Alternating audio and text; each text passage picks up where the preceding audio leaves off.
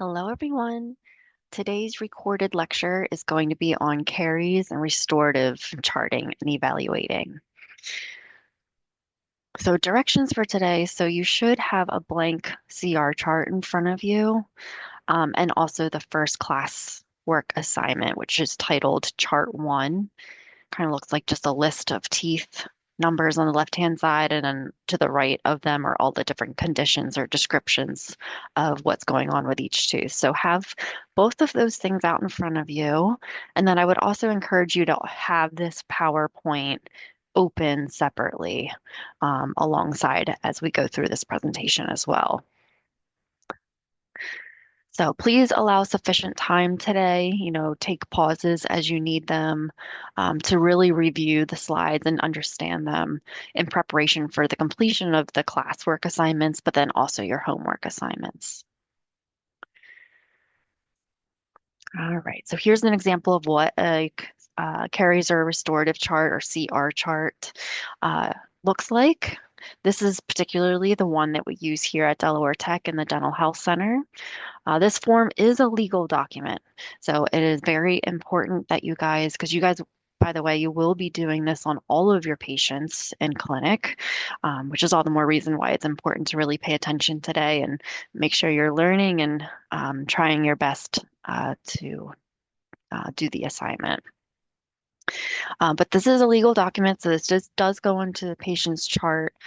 So it's very important that we do this, keep it up to date, do it accurately, and do it neatly as well so that the future person can read it. So we're kind of giving them a baseline data, right? We're going to give them, existing conditions of what we see, quote unquote, today. And then maybe if somebody else is looking at this document 1, 2, 3 years from now, they'll update it with what they see that day. And then you can kind of compare the before and after. But another reason why CR charting is so important, example would be forensic dentistry. So that is a branch, a specialized branch that some dental professionals go into to help in crime or legal investigations, like when there is a body found. Sometimes, not to get too graphic, but sometimes bodies are so badly burnt when they're found or decomposed, or there's only fragments left. And so sometimes dentition is the only way to identify that person.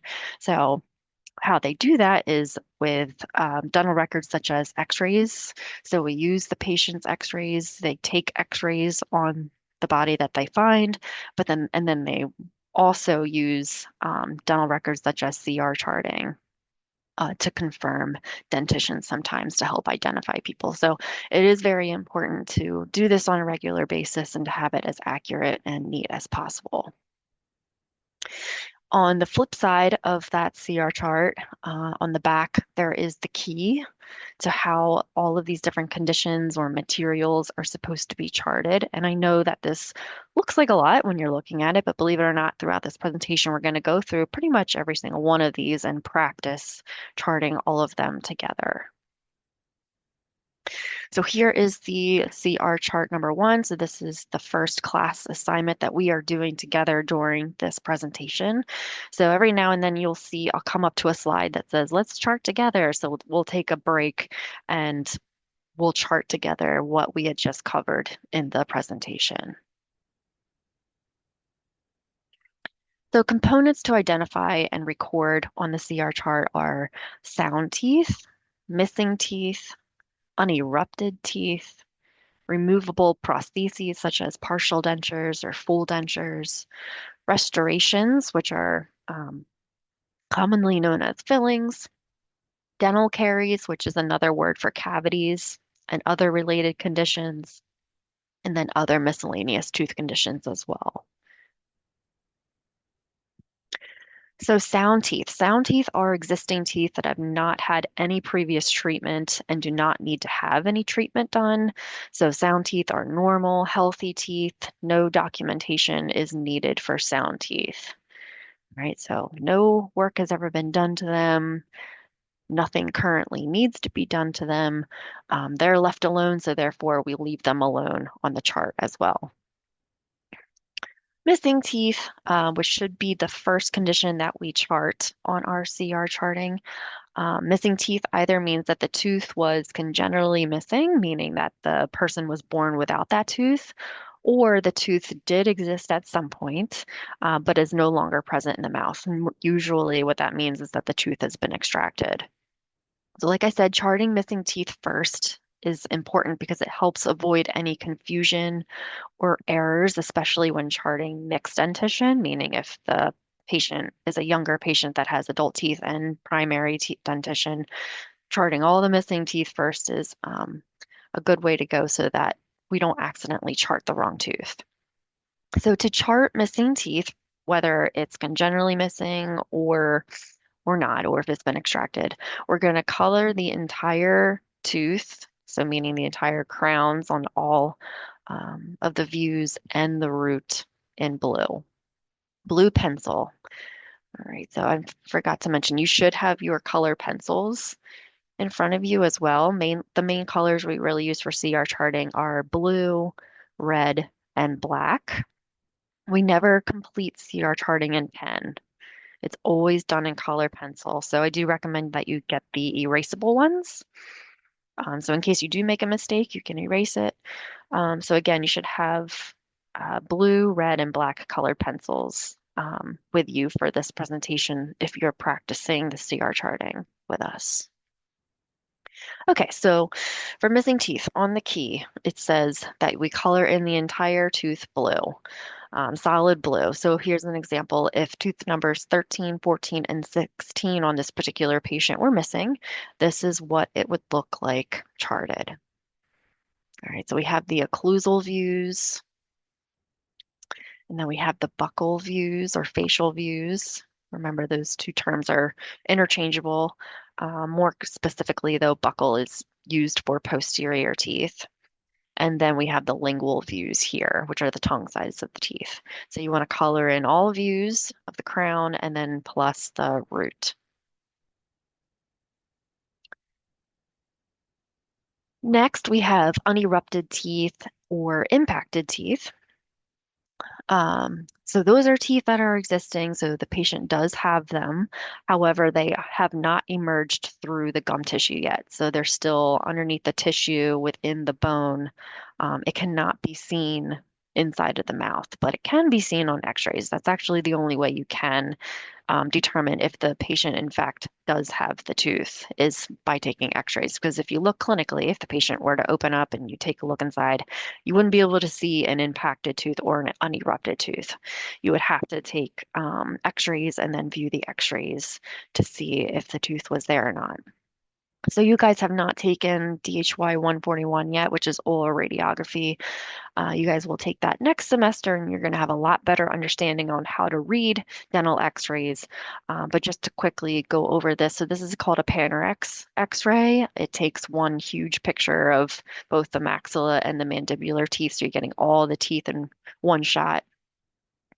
And so here's the bone level there, right? So it's there on the lower and it's here on the upper. So any tooth that is still like within the bone there is impacted. And impacted teeth are naturally unerupted. So impacted means the entire thing is still within the bone. Unerupted means maybe some of it has come out of the bone, but it hasn't come through the gum tissue yet. Okay, so unerupted teeth or impacted teeth, pretty simple. We're just going to circle the entire tooth in red pencil. So here, this is tooth number 11. The easiest way to identify teeth, eventually you're going to look at this and just know right away that's tooth number 11. But the easiest thing to do is to look for the midline, which is right here. So if I find the midline, then I know that this is 8 and this is 9. So it's 8, 9, 10, 11. So 11 is unerupted. And then again on the lower, so this is the midline here. So this is 24, 25, 26, and then so 27. So 11 and 27 are unerupted on this particular patient. So just as an example, this is what it would look like charted on this individual. So in red pencil, color pencil, you're going to encircle the entire tooth, indicating that the entire tooth is unerupted. And then if a tooth is partially erupted, right? So that means the entire crown has not come through yet, but maybe a small portion of it has come through the gum tissue.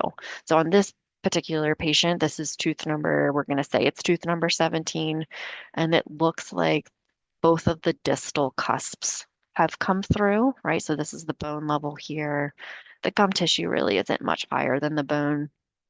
So it's safe to assume, and you would be able to confirm this clinically. You would be able to confirm, look inside a patient's mouth and know whether or not a tooth was partially erupted because you would see it. If it's poking through the gum tissue, then it's partially erupted.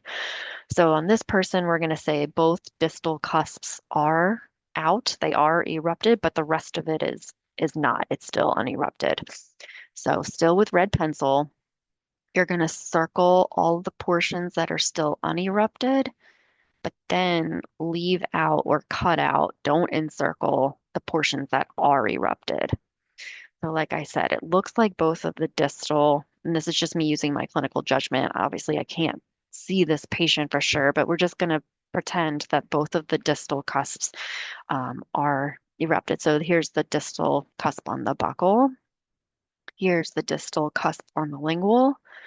And then if you're looking bird's eye view down at the occlusal, here's the buccal cusp and here's the lingual cusp. So I'm just going to not include them in my circle, my red circle, to indicate that that portion of the tooth is in fact erupted, partially erupted.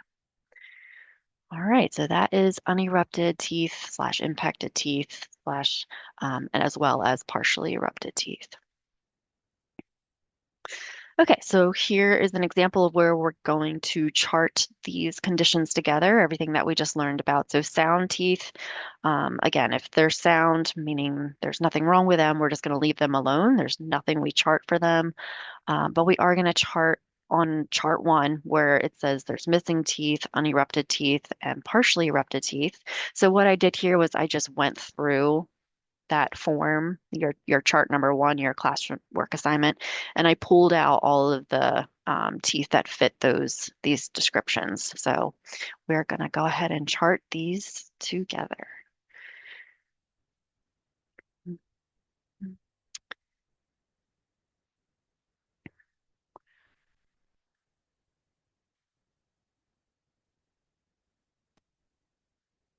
All right, and what did I say was the first thing? You always chart. You always chart missing teeth first. It's the easiest way to prevent any confusion or making any silly mistakes. So looking at chart number one, that homework or classwork assignment there that you're supposed to be doing along with this presentation, the two missing teeth on that list are number one and number 17. And if you, I mean, you can flip the paper over to look at the key, but where I'm just going to tell you that for missing teeth, we color in the entire thing solid blue. So that's what we're going to do. So tooth number one is right here. And then tooth number 17 is right here. So I'm going to color in both of these teeth on all views, including the root, solid blue to indicate that they are missing.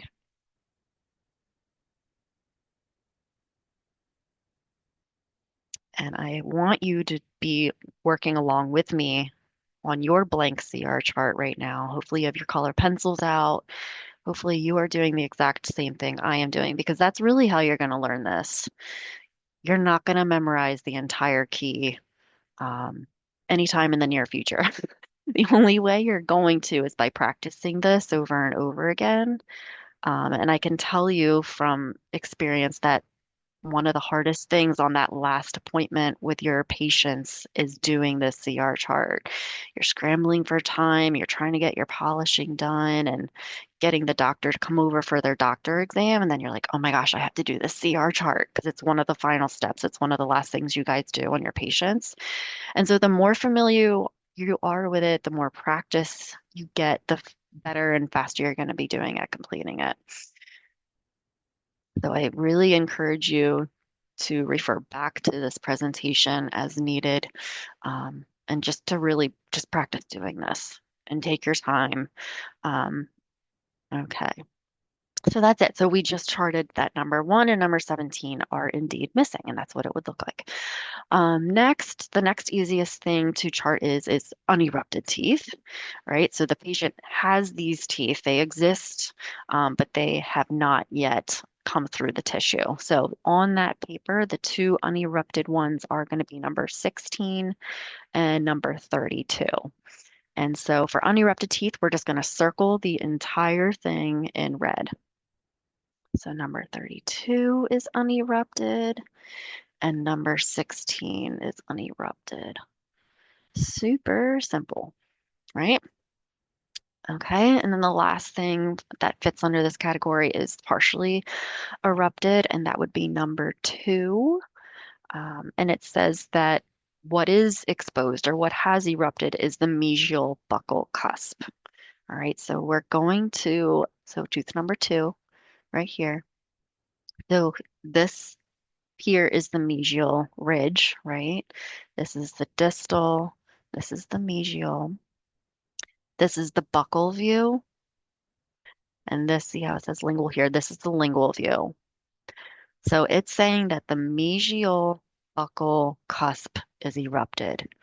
So the mesial buccal, so this is the mesial buccal cusp on this view, and then this is the mesial buccal cusp here. So I'm just going to draw a line there to kind of exclude that, right? And then the rest of it, everything else gets circled. All right. So I left out the mesial buccal portion. So this is saying, or this is indicating that this portion of the tooth has erupted, but everything else within the circle is still unerupted. Okay, in red color pencil. Great. So I think I got them all. Yep. What am I missing? There's two missing. Oh, nope, there's another partially unerupted. Number 27, I'm sorry. And it doesn't really specify on your classwork assignment. So let's just say that the incisal edge, like the entirety of the incisal edge, has started to erupt. Right. So there's two views for anterior teeth. There's the whole, this is the facial view here, and then this is the lingual surface of number 27. So I'm saying that the incisal edge has kind of started poking out. So I'm going to circle the facial view down here. So saying that all of this is still unerupted, but this has started poking out. And then on the lingual view, so this is the incisal edge. This is the cervical 1/3, right? So this is, imagine that this is the gum line right here. This is the CEJ all right there. And then this is the incisal edge. So I'm going to say that just going to circle it kind of like that, saying that this whole portion is still unerupted, but that little incisal edge has started to come out, has started to come through the tissue. There we go. Now we're caught up. Okay. X there. Yes. I'm going to go back to the presentation now and keep going. All right. So next we're getting into restorations. So restorations is just a fancy word for filling. So probably all of you or most of you have gotten a filling done before. So it's when the dentist finds a cavity um, on your tooth, and so they need to drill out that infection, that cavity, right? And then you have to fill in that hole again. You have to rebuild it so that you have a tooth structure there again. So a restoration is just another word for a filling. Um, so areas of carious lesions and or trauma is replaced with a foreign material is another um, literal way of looking at it. So here's an example up here. So here's a big carious lesion. Again, caries or carious means cavity. A cavity is a big infection in the tooth. It's literally causing the enamel to rot away.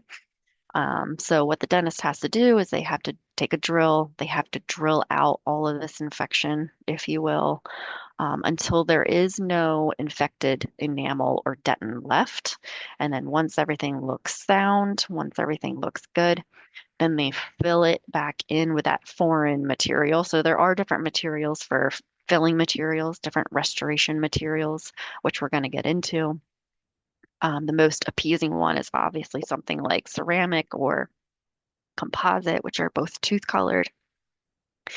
But believe it or not, so this tooth was drilled and then filled, and now it looks like that, which is pretty impressive work. Another example of why a filling would need to get done is if there was like a chip or a fracture to a tooth. So basically, they're just building back that tooth anatomy so that it is more aesthetically pleasing. So here's an example of a before. So this patient chipped that mesial incisal edge of number 9, and here it is restored. You can't even tell. Cannot even tell. Which does kind of make it really hard when we're doing our CR charting, especially with anterior teeth that have the tooth colored material fillings. They can be very hard to detect clinically. You can usually make them out pretty easily on X-rays, but trying to find them clinically can definitely be challenging and something that you have to get used to. But you guys don't have to worry about just yet. Right now, we're just learning about how to even chart these conditions. Okay, so here are all of the different restoration types, or in other words, different restoration possible materials. So there is amalgam, which are like the silver fillings, or okay. Then there's tooth colored restorations, which are composites, resins, silicates, ceramics. Those are all the tooth colored fillings or restorations. Then there's cast gold, which is honestly not commonly used anymore. But you're still going to have patients that have them. So cast golds, they come in inlays or onlays, okay, which we're going to get into in a little bit. There's gold foil. And then, of course, there are all these different types of crowns. So crowns, another, is a fancy word for a cap. Um, it's when you're basically covering the entirety of the tooth with a material to keep it strong so that the patient doesn't have to lose that tooth. So crowns, like I said, they come in all different materials. There's porcelain crowns, porcelain fused to metal crowns, full ceramic crowns, full gold crowns, and stainless steel crowns. And notice that there are acronyms or abbreviations next to each one of these, and you do have to learn them because we do use these acronyms or abbreviations when we're doing our charting. All right, so porcelain crown, PC is porcelain crown, PFM is porcelain fused to metal crown, FCC is a full ceramic crown, FGC is a full gold crown, and then SSC is a stainless steel crown. So it's not like they're not very difficult. It's just, just getting used to them um, and trying to remember them initially when you're learning them, just like anything else. Okay, so let's go through these one by one. So amalgam restorations, like I said, are the silver looking fillings. All right, so this is what number 13, 14, and 15 would look like clinically with these amalgam fillings. So this is, distals because this is most posterior over here, right? And then we're going more anterior this way. So here's the distal of this tooth, mesial, distal of this tooth, mesial, distal of this tooth, mesial. So let's start with number 15. So 15, the restoration, see how it has involved the mesial ridge of this tooth. All right, so naturally it's on the occlusal. Um, and then it kind of goes over that mesial ridge and down a little bit. All right, so number 15 is an MO, has an MO amalgam restoration or filling on it. Number 14, all right, it is really, really hard to tell unless you look super duper closely, but the margin of this filling actually ends right there. It does not go over that distal ridge and down. So therefore, the distal surface of this tooth is not involved, where the mesial ridge is clearly has amalgam on it. The material has gone over that mesial ridge and has gone down. All right, so the mesial surface is involved. Naturally, the occlusal is involved. very large portion of the occlusion. And then this is the lingual side, right? Because this is the hard palate right here that you're looking at. Over here, this is the buccal and the lips right there. So this is the lingual side. So it does go over the lingual ridge and down onto the lingual surface. So the surfaces that are involved with this tooth number 14 has an MOL amalgam restoration on it. And then finally, number 13. So pretty obvious that the mesial is not involved, right? Hopefully you can see that. So here's the mesial ridge right here, and the margin of this restoration or the filling stops way over here. But then when we're looking at the distal, this is the distal ridge. So clearly the material has come up to the ridge, and you can even see in this picture how it goes up to the ridge and then actually down to the distal surface. So the distal is definitely involved, and so is the occlusal. So number 13 has a DO, distal occlusal amalgam restoration on it. Okay. So here is what it would look like charted. All right. So if you look back on the key, amalgam restorations should be charted in solid blue. So you're going to draw the restoration as accurately or as closely as it looks in the mouth as possible. Because remember, we want these records to be accurate. We want them to represent the patient as closely as we can possibly get them. So tooth number 13, right? You're just going to draw it on the occlusal view, right? Because the buccal's not involved and the lingual's not involved. We're just going to draw it on the occlusal and then all the way up to that distal ridge. So that's touching the distal ridge. All right, so you're going to make an outline, the shape as closely as possible, and then you're going to fill it all in blue. And then at the top there, it says surfaces. All right, and then you would just write DO. Number 14, the MOL. All right. And again, we're drawing it as closely as to how it looks as possible. So the restoration does go all the way up to the mesial ridge. All right, and then it kind of like looks like this on the occlusal. And then it does go over the lingual ridge as well. And so then you are going to continue it on the lingual surface as well, how it looks in the mouth. So here are the occlusal edges right here. This is the CEJ or the cervical 1/3 here. So if you're looking at it, right, like the um, the ridge is about right here, and then the rest of this is fully on the lingual surface. All right. So anyways, it would look something like this, close to like this. So 14 colored in blue indicates that it's amalgam, solid blue, and you're drawing it as accurately as possible, and fully coloring it up to the ridges of the surfaces that are involved. 14 MOL amalgam, this is what it would look like. And then finally, number 15 has an MO amalgam. All right, and then we're just drawing it as closely as accurately as possible what it looks like. So again, I'm not drawing this one. So it's an MO. I'm not drawing it all over onto the buccal view because the buccal's not involved. And I'm not carrying it over onto the lingual because the lingual surface is not involved. It's just the mesial and the occlusal. So naturally, you're going to draw it on the occlusal view as closely as possible as what it looks like. And you're extending it all the way up to the mesial ridge because the mesial surface is involved. All right. Hopefully, it'll make a little bit more sense when we start drawing them together. All right, but that's your intro to how they should be drawn on the CR chart. All right, and then tooth colored restorations. So again, these materials are either made out of resin or composite.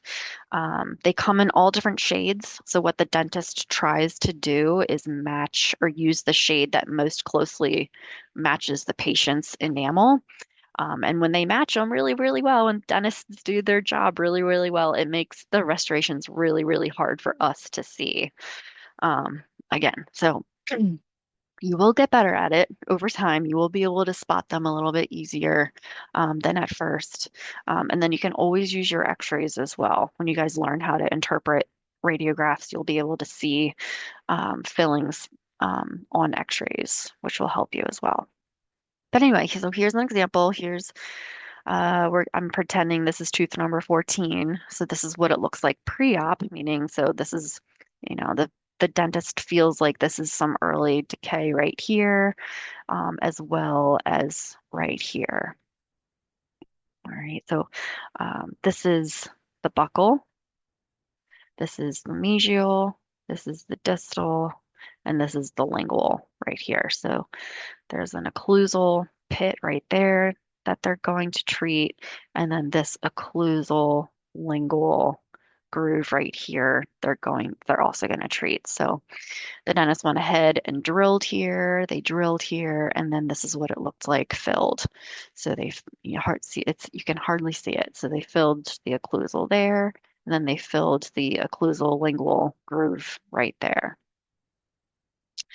All right, and this is tooth colored material. So on the back of your chart on the key, it says for tooth colored restorations, which are again either resin or composite, you're going to outline the restoration in blue, the shape as accurately as possible onto your chart. So there's an occlusal restoration, and then there's also a separate occlusal lingual restoration, right? Because if you're looking at them, they're not connected, right? There's a one filling right here. So there's margins all around it right here. And then there's a separate one right here, an occlusal lingual with its own margins. So it's not one big filling. It's two separate ones on the same tooth. So we're going to draw them like they're separate. And then we're also going to list them like they're separate. So there's an occlusal one, and then you're going to put a comma, and then there's an OL, an occlusal lingual um, tooth colored restoration as well. So here's the occlusal, and then it does come up to the lingual ridge there, and it falls over onto that lingual surface. Right? So this is what it would look like drawn, and then this is how you would write it, how you would document it. Sometimes teeth have three, four different fillings on the same tooth. So you would have to write, for example, like an O, a comma, OL, comma, and maybe they had two separate buccal ones that weren't attached, right? Like pretend they have a buccal one here and a buccal one here. Then you write comma, B, so that it looks like there are four separate restorations on the tooth. That's how we accurately document. Okay. If I were to just write OL, then that would indicate there's only one occlusal lingual, big occlusal lingual, one big occlusal lingual restoration on the tooth, which is not the case. There's two separate ones. All right. So that's your example for tooth colored restorations. Oh, and then here we go. The proper surfaces to chart for this tooth will be O and OL. Okay. Very good. So there's the occlusal there and the occlusal lingual there.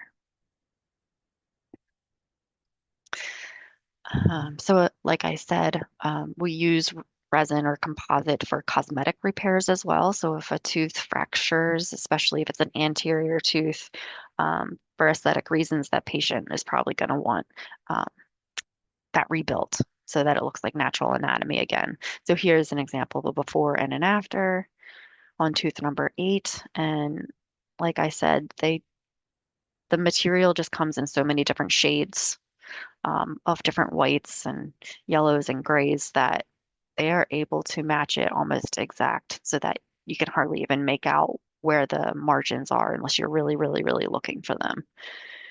So that's impressive work there. All right, and then a couple more examples of resin or composite. This we're saying is tooth number 4 and 5 because this is, see the rugae here, so this is the hard palate, and then this is the buccal mucosa there. So that tells us that this is the lingual, this is the buccal, And this is a molar here. So that tells me this is tooth number 3, 4, and 5.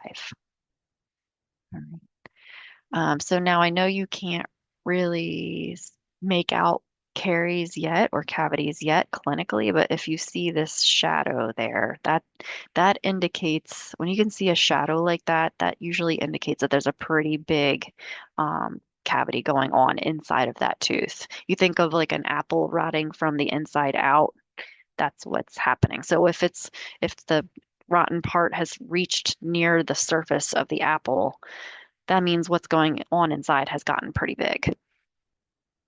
So these have probably been confirmed on a radiograph, on an X-ray. Um, so they went ahead and are treating number 4 as an MOD and number 5 as an MOD as well. Because on the X-rays, apparently it looks like there's cavities all within this tooth that go up to both the mesial and the distal ridges on the inside. So this is kind of what it looks like during treatment. Once they've drilled down into the tooth, they've drilled all of that decay, all of that infection out until they've reached quote unquote sound um, tooth structure.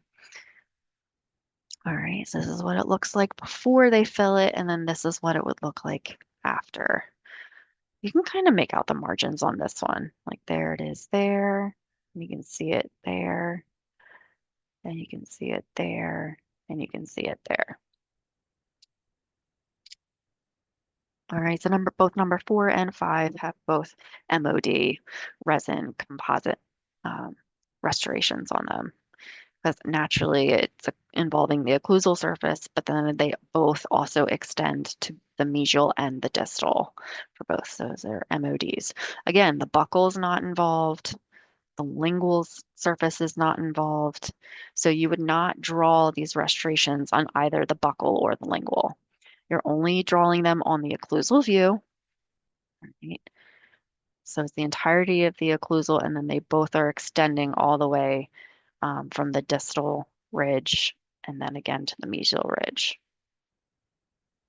as accurately as possible to what they look like in the mouth. Okay. All right, moving on to cast gold restorations. So cast gold restorations are fabricated in a lab, where amalgam and resin, what you just saw previously, those are just done in the chair, right? The patient's laying back, the teeth have been drilled out, and the dentist is right there and then filling those holes that they had just made in the tooth with this liquid material that then cures with a curing light and hardens. Gold is different. Gold you cannot just go ahead and make right there in the chair. The dentist would have to do impressions and then send those impressions out to a special lab, and the lab has to fabricate or make these special gold um, restorations. So it's not a one day, one stop and done procedure, which is part of the reason why it's not really done as commonly as it used to be done. It's also not cheap. This is a very expensive procedure compared to amalgam and resin. So, anyways, cast gold restorations are built, all of these are built in a lab. Accuracy and detail is important as they must exactly fit the prepared tooth and teeth, right? Because there's no adjusting them. Once they're made in the lab, that's it. That piece better fit in the tooth how you want it to fit. And the end result is a solid piece of gold that replicates the model that was sent to the lab. The piece may be a restoration, such as all of these, a crown, which is again is like a capsule or a cap. It's the entirety of the tooth, or even part of a bridge. Right. So charting of gold restoration is drawn to the size and shape by outlining in blue with blue diagonal lines on all views that are involved. Okay, so we're pretending this is tooth number 14. All right, and I've written here that this is the buccal, this is the lingual, this is the mesial, and this is the distal. All right. So naturally, the occlusal's involved. The buccal does not look involved. It does go all the way up to the mesial ridge, right? So the mesial is involved. Whoopsies, I'm sorry. It does go all the way over to the distal ridge, not quite as much as the mesial, but it does. It goes up to the ridge. So the distal's involved. And then this right here is the lingual ridge. So it definitely involves the lingual. It goes up to the ridge and then it falls over down onto the lingual surface as well. So this restoration is an MODL. So number 14, MODL. Cast gold restoration. Naturally, this is gold, which again, so when we're charting gold, we're going to outline it as accurately as possible, how it looks in the mouth, and then we are going to add these blue diagonal lines to it to indicate that it's gold. All right, so here's the mesial ridge, the distal ridge, and then it does go fall over. Here's the lingual here. It falls over and goes down onto the lingual surface as well. All right. And then you're going to see things for gold specifically, gold inlays and gold onlays. They're the same thing. Like they have the same purpose. They're made the same way. They're to restore teeth.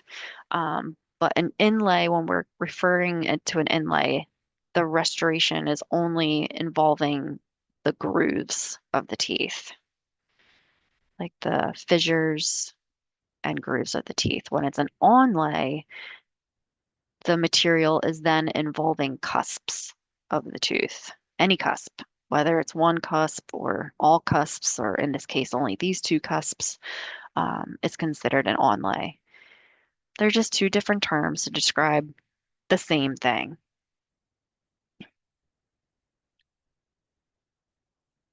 So if we're looking at this one, right, this one is involving these buccal cusps here, right? It's going over the cusp.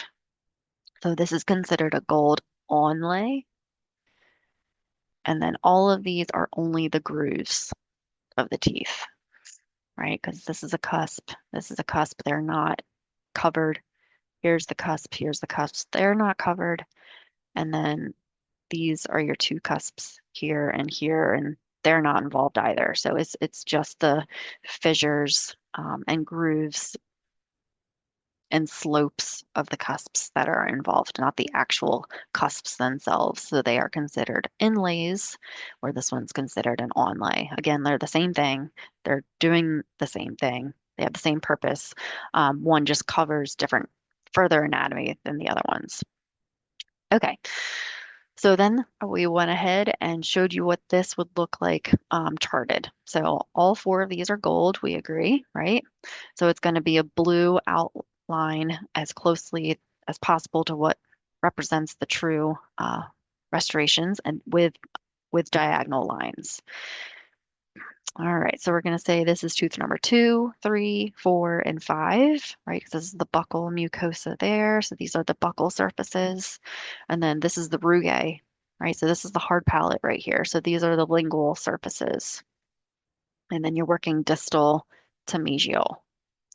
So starting with tooth number 2, so this naturally is involving the occlusal surface.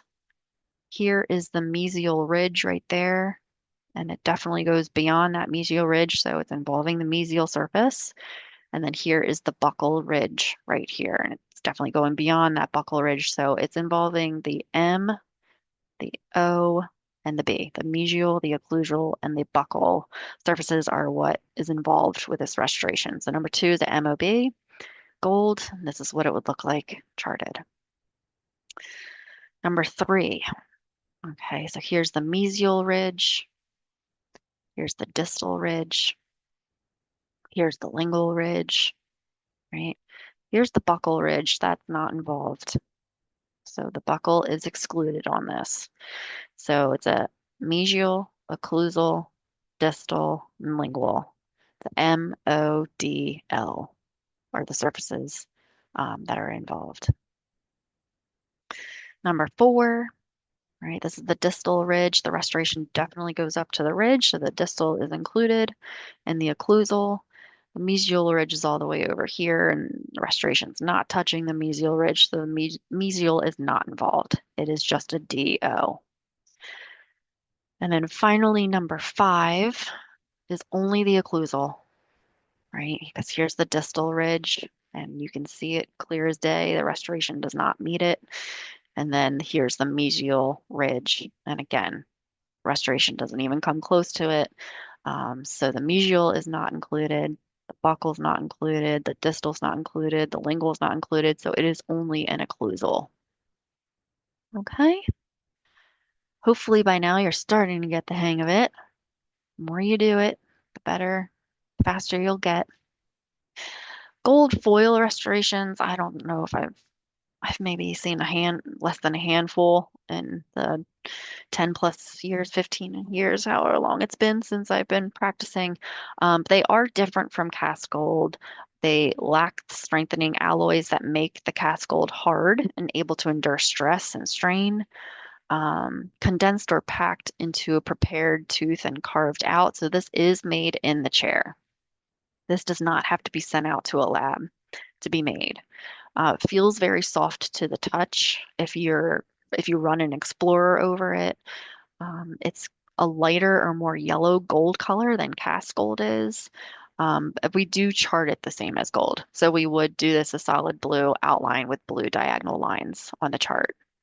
If you were to see these, you would only see them in like buckle pits like this. You would never see it on an occlusal surface that we use for biting, because again, this is a very soft and weak material. So you wouldn't see it somewhere that would be prone to fracturing.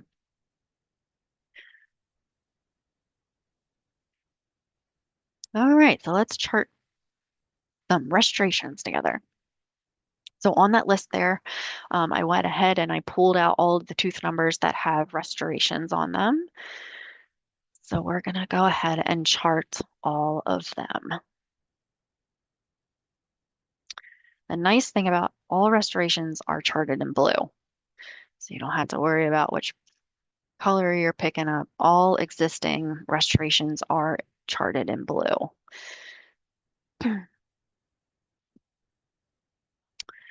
Okay, so I'm going to get my chart back up here for you guys. All right, so we'll work in numerical order so that we don't get confused or lost along the way. So starting with number three. Number three is the first on that list. It is an amalgam MOD. So tooth number three. I like to write in the surface first, just so you don't, it kind of helps you chart the correct tooth, and then you won't forget to write the surfaces there. All right, so it's amalgam. So amalgam means that the entire restoration is colored in solid blue, and the mesial, the occlusal, and the distal are involved. Now you don't have a picture of what this actual restoration looks like, so you're just kind of going to make up the shape yourself for the sake of this exercise. But remember, in clinic, on your actual patients, you would be trying to draw this to replicate exactly what it looks like in the mouth. So here's the mesial. I'm just going to kind of start there. And then it does go all the way over to the distal ridge. So I'm going to include the distal ridge and then just reconnect it across the occlusal. Kind of looks like a Ninja Turtle. All right, so I'm going to color all of this in solid blue to indicate that it is amalgam. Okay, there we go. We just drew an MOD, amalgam restoration, on tooth number three. Perfect. Next is the composite on number seven, mesial facial lingual, MFL. So I'm going to come up here and find my tooth number seven. I'm going to write MFL.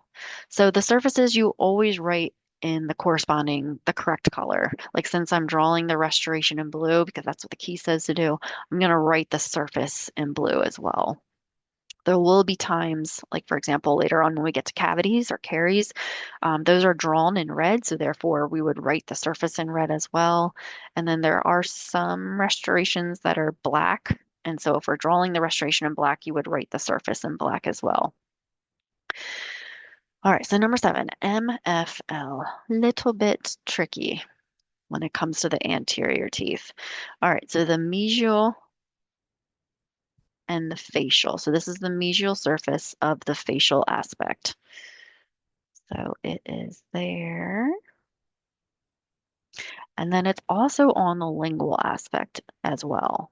So it's the mesial lingual right there. Okay. It doesn't involve the incisal edge. There's no eye there for incisal edge. If it did, then this would extend, and same with this. It would extend all the way up, but it doesn't. It's only the mesial on the facial and the lingual aspects. So that is how it would look. Don't overthink it. And again, it probably would be easier if you had a picture of this or knew what it looked like inside of the patient's mouth. Um, but that is what an MLF, or I'm sorry, MFL restoration would be charted as for. And then we only did the outline because it's composite. It's tooth colored. All right. Next, we have an amalgam MO on tooth number 12. So I'm going to come up here and find 12. I'm going to write MO. All right. So MO. So the mesial ridge is right here. And then again, we don't know what it looks like, so I'm just gonna guess something like that. And then color it in solid blue because it's amalgam. And note that I didn't extend it all the way to the distal ridge because if I did, then that would mean that the distal is involved, which it's not. It's only an MO. So it's the mesial ridge, and then somewhere on the occlusal, it stops. All right, and I'm not drawing it on the buccal surface because the buccal's not involved, and I'm not drawing it anywhere on the lingual because the lingual's not involved. All right, and then number 19, cast gold onlay. That's fun. All right, so we're gonna have 19's on the mandibular. It's right here. And the surface is MOBL. MOBL. Okay, so blue outline is definitely the mesials involved. The and extends over onto the buccal, and then it also extends over onto the lingual. Okay. It doesn't go over to the distal, so I know it ends somewhere on the occlusal here. And so it goes over onto the lingual, and then it goes over onto the buccal. Whew. I know that's kind of like a, what did you just do? How did you know how to do that? Again, if you had your patient in your chair, you would be able to see what it looked like. But it's basically, it's involving every single surface except for the distal, right? So if you just wanted to even just start on the occlusal view, that might have been easier to involve the entire mesial ledge or ridge, I'm sorry, that extends all the way to the lingual and all the way to the buccal, since both the lingual and buccal are involved. And then went ahead and drew it on the occlusal, ending somewhere on the occlusal, not reaching the distal ridge. And then you would just kind of include that mesial buccal cusp and that mesial lingual cusp. All right, but since it's gold, we're not going to leave it just outlined like this. We are going to include those blue diagonal lines. Ta-da! All right.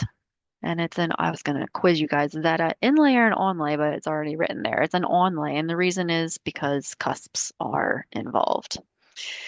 So it's considered an onlay versus an inlay. Okay.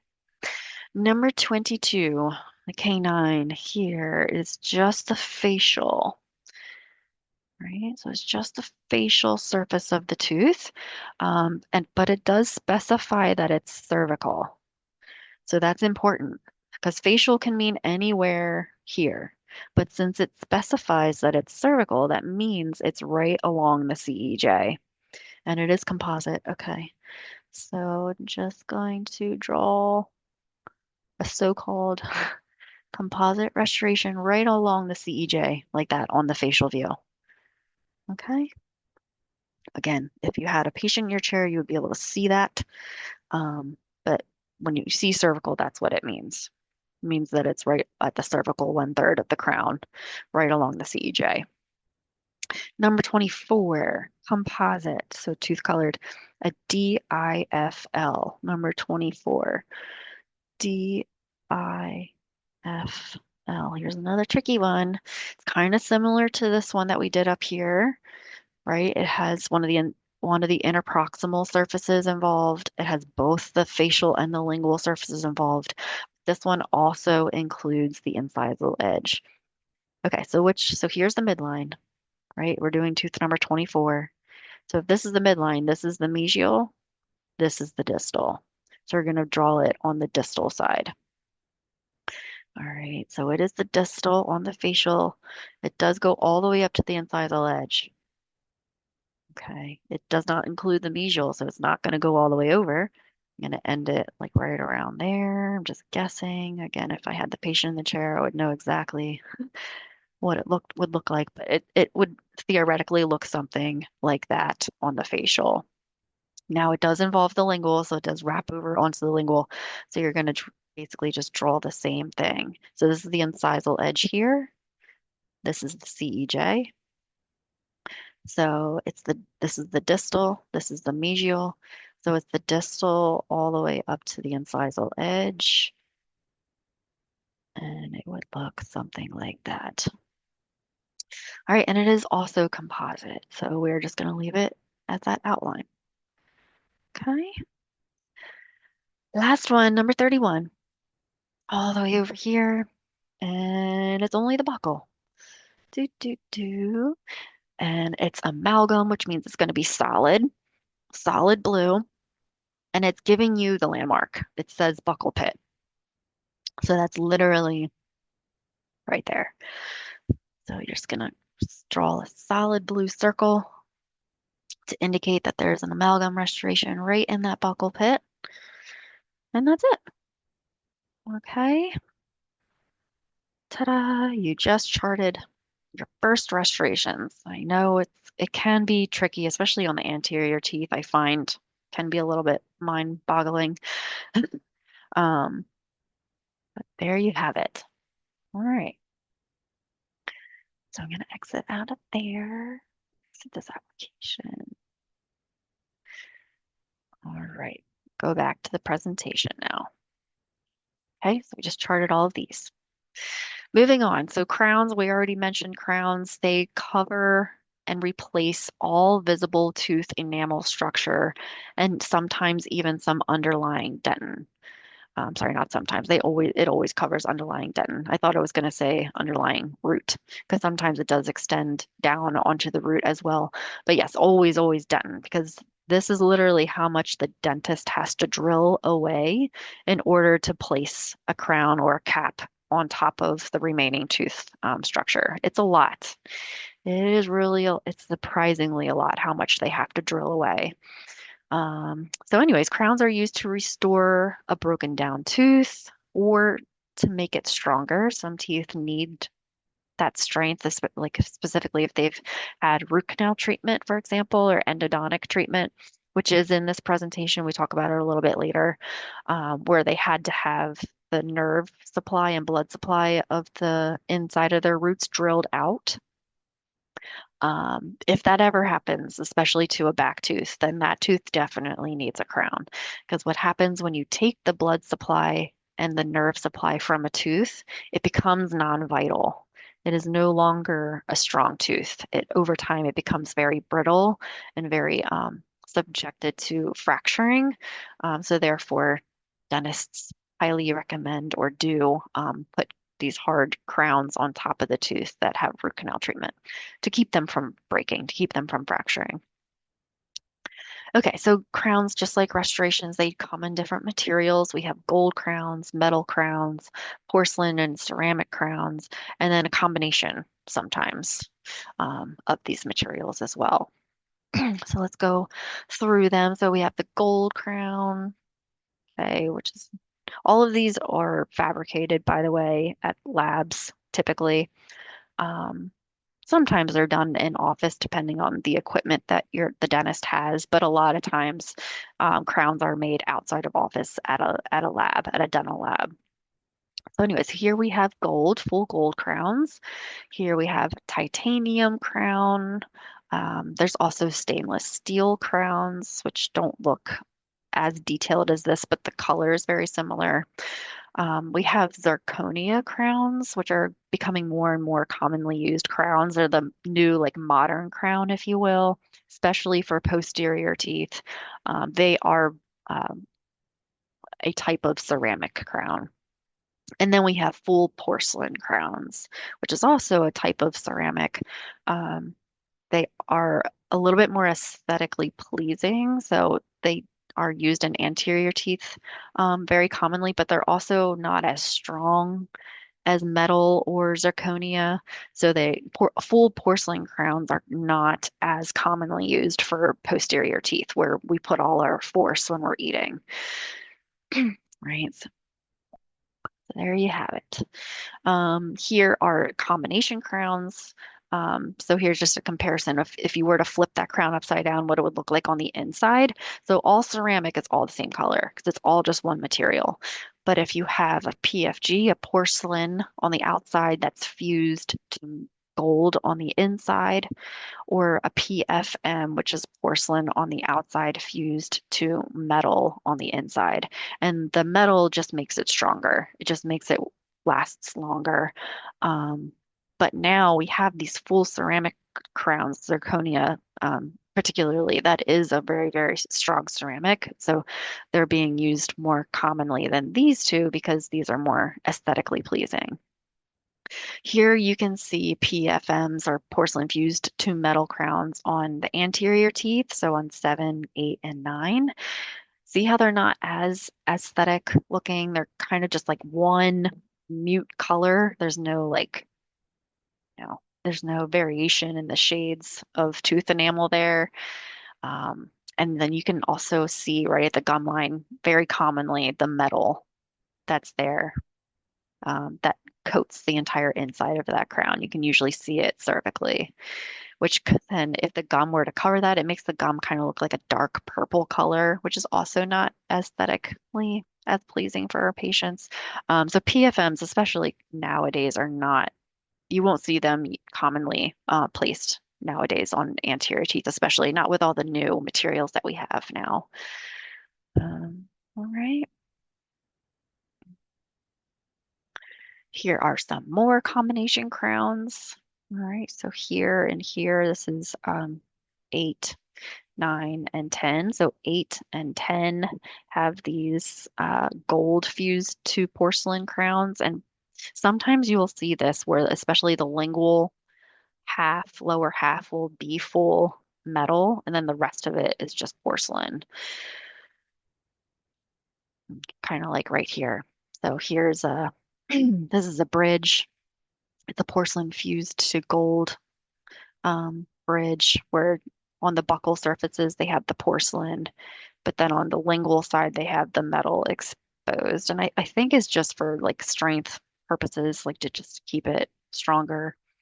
And then here are some PFMs on this maxillary, and then here are some PFMs also on this maxillary. So the porcelain fused to metal. It either, the porcelain either fully covers the crown or sometimes the porcelain's only on the facial or buccal view, and then you can see the metal on the lingual.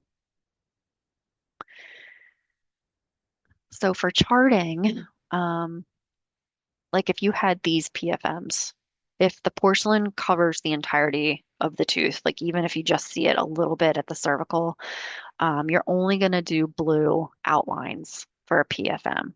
But in this case, if the metal is covering the entire, at least half or more of a surface, then wherever the metal is showing, you are going to add those diagonal lines to indicate that there is a metal showing there on purpose. Um, yes, that it was intentional. That's the word I was looking for. That there was intentionally metal showing there. You would go ahead and draw the diagonal lines indicating that it's there. You'll see. We have some examples. Okay, so full metal crowns, so gold or titanium, are going to be just like the gold restorations. They're going to be a blue outline with diagonal lines. Stainless steel crowns are going to be outlined in black with black diagonal lines. Full porcelain crowns are just going to be a blue outline. Combination crowns, like porcelain fused to gold or porcelain fused to metal, are also just going to be outlined in blue unless there is metal showing on purpose.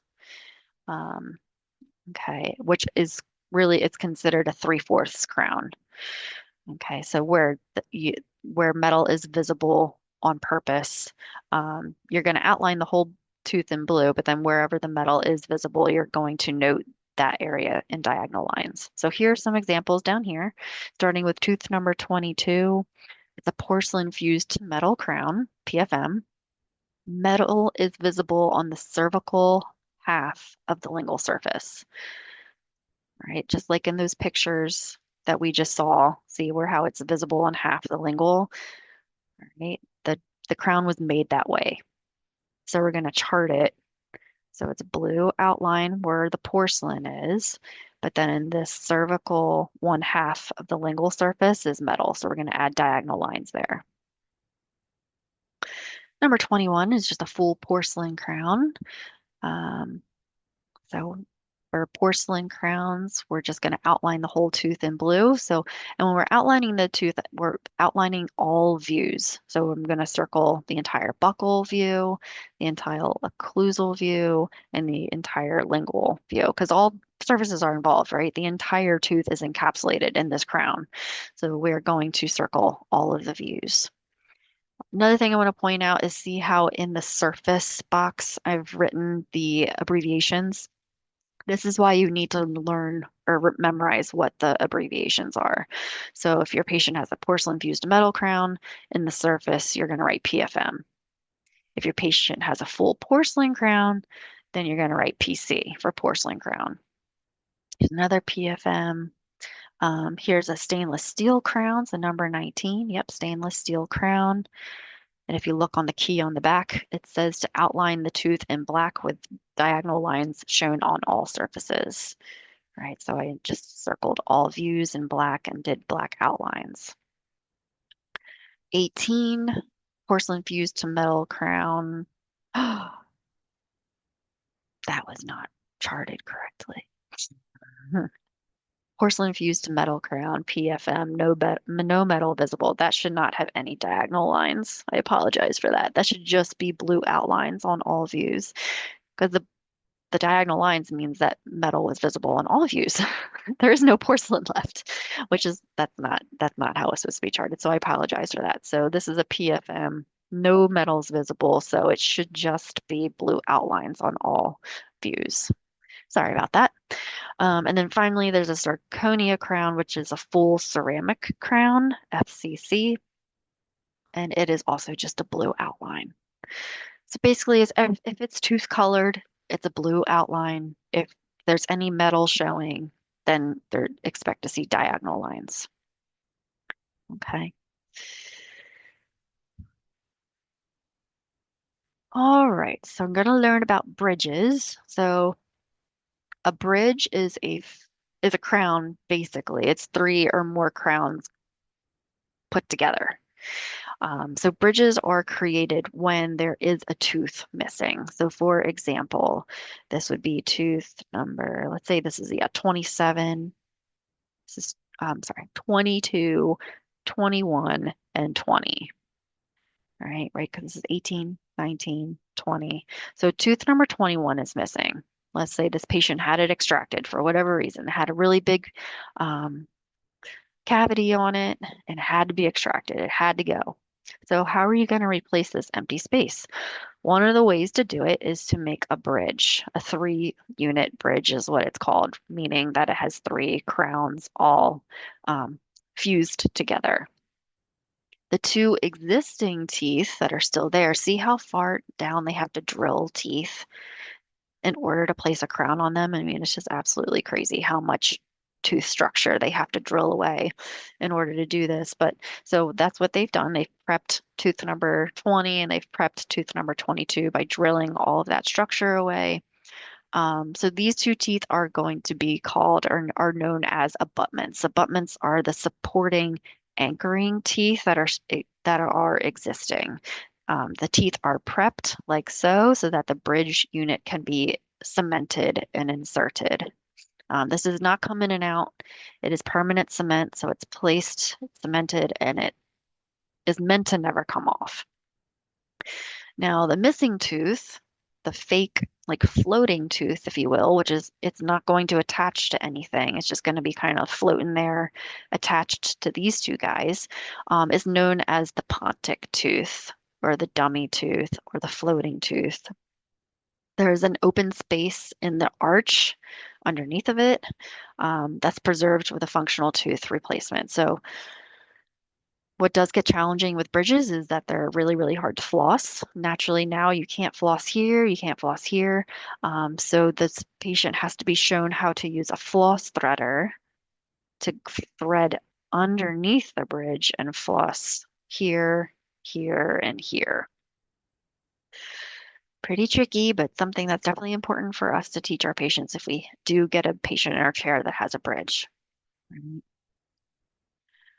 So that's a bridge. Here are some more examples. So here's an anterior example. This is tooth number 7, 8, and 9. Tooth number 8 is missing. This is 7 prepped, right? So underneath this gum tissue, that root is still there. Tooth number 9, underneath this tissue, that root is still there. And then the crowns have both been prepped. They've both been drilled down. Number 8 has been extracted. There's no root there. There's no tooth structure whatsoever there. So 7 and 10 are the anchor teeth, aka the abutments. All right, they're going to be what's really supporting this. And then the pontic or the floating tooth, the tooth that's replacing the missing tooth, in this case is tooth number 8. Now there are other bridges, like so here's an example of a 4-unit bridge. So 4 units because it's 4 crowns. All right, in this case, there's 2 missing teeth. Tooth number 19 and 20 are missing. So both 19 and 20 are the pontics. And then this is tooth number 18. This is tooth number 21. They are the abutments. They are the supporting anchoring teeth. All right, then there's a cantilever bridge, which is only 2 teeth, usually. Um, so number 22 here has been prepped. Number 21 is missing, but then notice that there's not a third tooth. They didn't have to prep this tooth. They didn't have to cement on top of this tooth. It's kind of just this floating tooth that's not attached to anything else. They do this on rare occasion where they feel like there's going to be enough support for this to last a long time. And the reason it's better, 2 reasons. They don't have to drill around this sound tooth. This perfectly healthy tooth doesn't need to be grounded down to nothing. And also, it makes it so much easier for flossing. You don't need to use a floss threader anymore because now you'll be able to floss right through here and get under there and then floss the distal side of this canine as well. So cantilever bridges are really nice.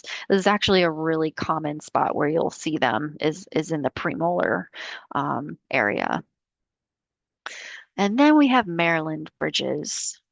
Okay, there's an example here, where the teeth are not ground down, so they're not prepped. All right, there's no crowns that have to go over the supporting teeth or the abutments. There's only this one false floating tooth that's replacing the missing tooth. And then there's this attachment on the lingual side that's just gluing it all together. All right, or wings, pontic with wings. You can think of it that way too. So it's just placed down and cemented here and here onto the sound teeth. All right, so it's just one crown, the one pontic. And you will see these. You definitely will see these. All right, so charting bridges. Um, so using this x-ray as an example, so this is, I wouldn't expect you to understand this or be able to interpretate this right now because you guys haven't taken DHY 141. So that's why I labeled them for you. This is tooth number 12. This is the upper left first premolar. Tooth number 13, the second premolar. 14, where 14 should be. And then this is tooth number 15. I say where 14 should be because the root is clearly gone, right? This is the bone right here that you're looking at, and the uh, the root is not there. So so this is a 4 unit bridge, right? So this, four crowns all fused together. 12, 13, and 15 are the existing abutments or anchoring teeth. And then number 14 is the floating pontic, replacing the missing tooth. All right, so if we look at it charted with bridges, naturally with a bridge, there's going to be a tooth that's missing. I mean, that's the whole point of putting a bridge in. One of them, one or more of the teeth is missing. So in this case, it's number 14. So you find the missing tooth, which is 14 again, and you're going to color in the root in solid blue to indicate that that tooth is missing. Then you're going to chart the crowns the same way you would chart any other crown. So all crowns are PFMs, all of them. Oh, I charted them wrong again. Oh no. This is the old way, how we used to chart PFMs. I'm so sorry. And we changed it to just being a solid blue outline unless you could purposely see metal somewhere, which usually you don't. Usually you only see the porcelain. So these all, I'm sorry, I apologize. All four of these should just be a blue outline for PFMs. It's a big boo-boo on my part. So let's just pretend those blue diagonal lines are not there. All right. So, which would indicate that they are TFMs and there's no metal showing, right? Tooth number 16 is missing, or at least you can't see it in this x-ray. So I just charted it that it was missing. And then the last thing that really indicates that it's a bridge is drawing these two parallel lines that connects all of the teeth that are involved in the bridge. All right. So you just color in the root that's missing. You draw the crowns the same way that you normally would and write the abbreviation for the type of crown that it is. And then you draw the two parallel lines connecting the teeth that are involved. All right, very good. All right, so the crowns that create a bridge should be charted the way they normally would. The pontic tooth or teeth should have the roots colored in blue, indicating that the existing tooth is missing. And then finally draw two parallel lines in blue on the occlusal view, connecting all involved crowns. All right. Okay, so let's chart together again. We're almost, I think this might be the last portion before we should take a break. So let's just try to get through this and chart some crowns. All right, so from your list, these are the ones that I've pulled out that have crowns on them. Tooth number 8, 9, 13 through 15 on your list says that it's a bridge. Number J has a stainless steel crown, then 29 and 30. So let me switch over to my chart here.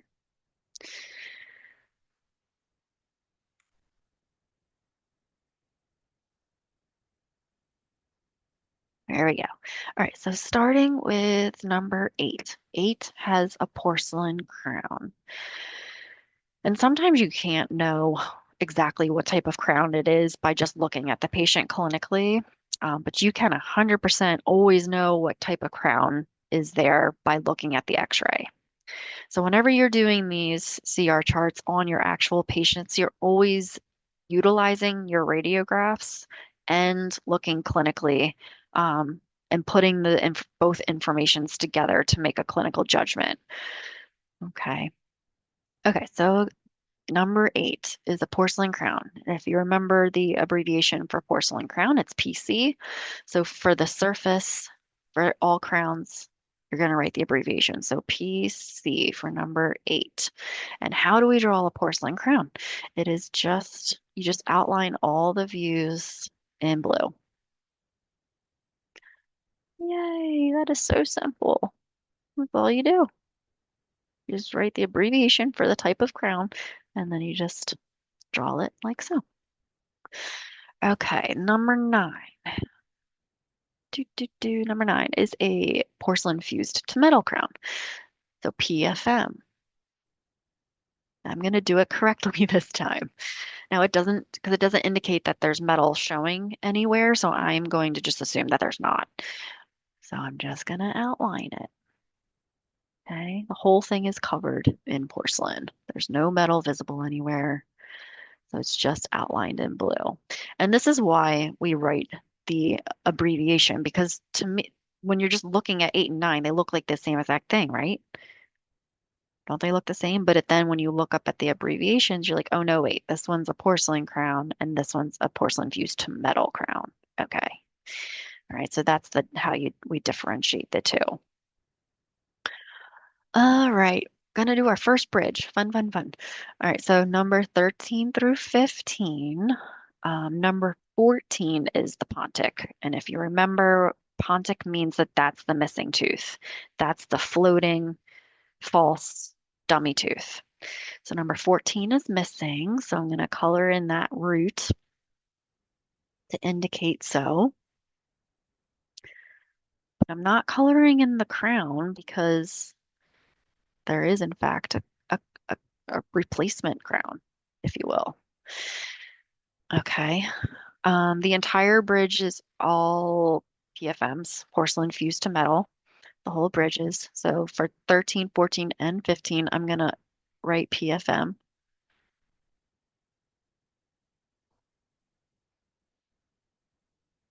And again, it doesn't say that there's metal showing anywhere, you know, that was intentionally. So they're all three of them are just going to be blue outlines. So 15, just outline the whole thing in blue. 14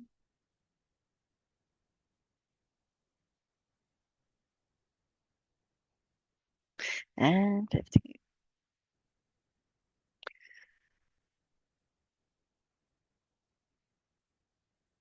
Okay. And then you're not done. The last step to indicate that it's a bridge is you have to draw the two parallel lines on the occlusal view that are connected to the teeth that are involved. So this is saying that 13, 14, and 15 are all connected. It's all one piece. All right. Yay. Just charted your first bridge. All right. I'm going to skip J for right now because I just want to hold on to my blue pencil. I don't want to switch to black yet. So I'm going to skip to 29. 29 is a zirconia crown. The only way to know if a crown is zirconia is by looking at it on the X-ray. So you guys will learn that next semester in oral radiography, how to determine, how to interpret different crowns on radiographs. But zirconia crown, the abbreviation for that is FCC because it's a full ceramic crown. So number 29 is a FCC. And they're tooth colored, full thing's tooth colored. So it's just going to be a blue outline on all views. So again, and this, and this, like if you're just looking at it at a glance, you're like, oh, okay, all three of those teeth have the same type of crown on it. But that's not true. This one's a porcelain, this one's porcelain fused to metal, this one's ceramic. So that's why we write the abbreviations to differentiate. All right, full gold crown, number 30. Now I have my diagonal lines. Ah. All right, but first I'm just gonna outline them all in blue, and then full gold is has the blue diagonal lines. Any metal has blue diagonal lines.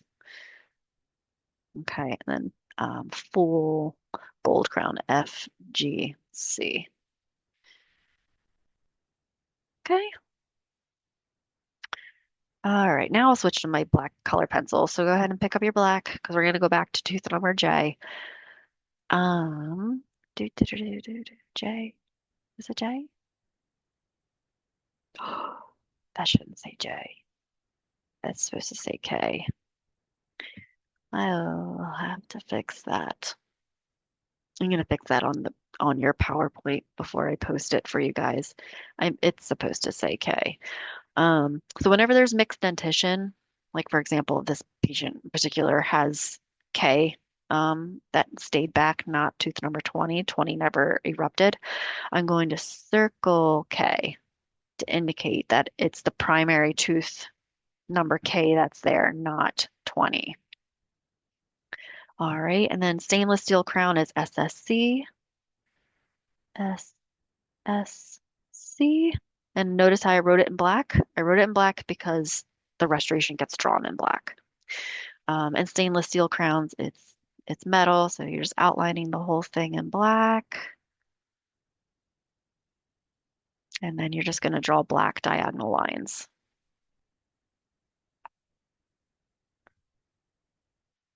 All right. So this is tooth number K. It's a stainless steel crown. So the whole thing is drawn in black and then the black diagonal lines. Right? Oh,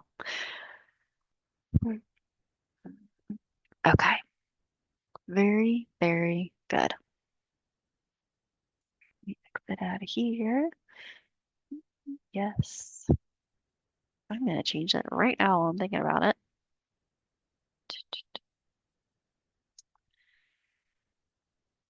There we go. Okay.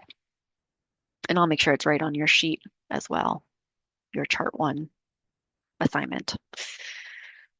All right. Next. Oh, we do have one more little section before a break. All right. Dental implants. All right. So what are implants? Implants are actually the number one recommended way to replace a missing tooth. So there's bridges, which are great.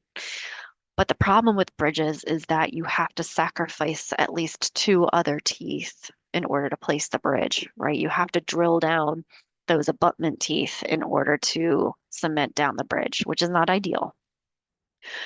So implants really are the number one option, the preferred option, as long as the patient is a good candidate for implants, which there's a bunch of different very reasons why or why not a patient could be a good candidate for implants. But if they are, it is definitely the most recommended treatment. It is the next best thing to getting your actual tooth back.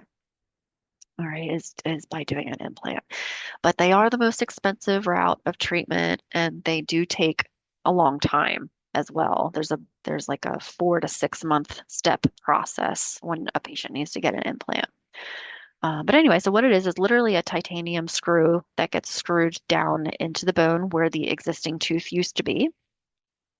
Then there's this little abutment, there's that word again, piece that's attached to the screw, which basically it links the implant crown to the screw itself.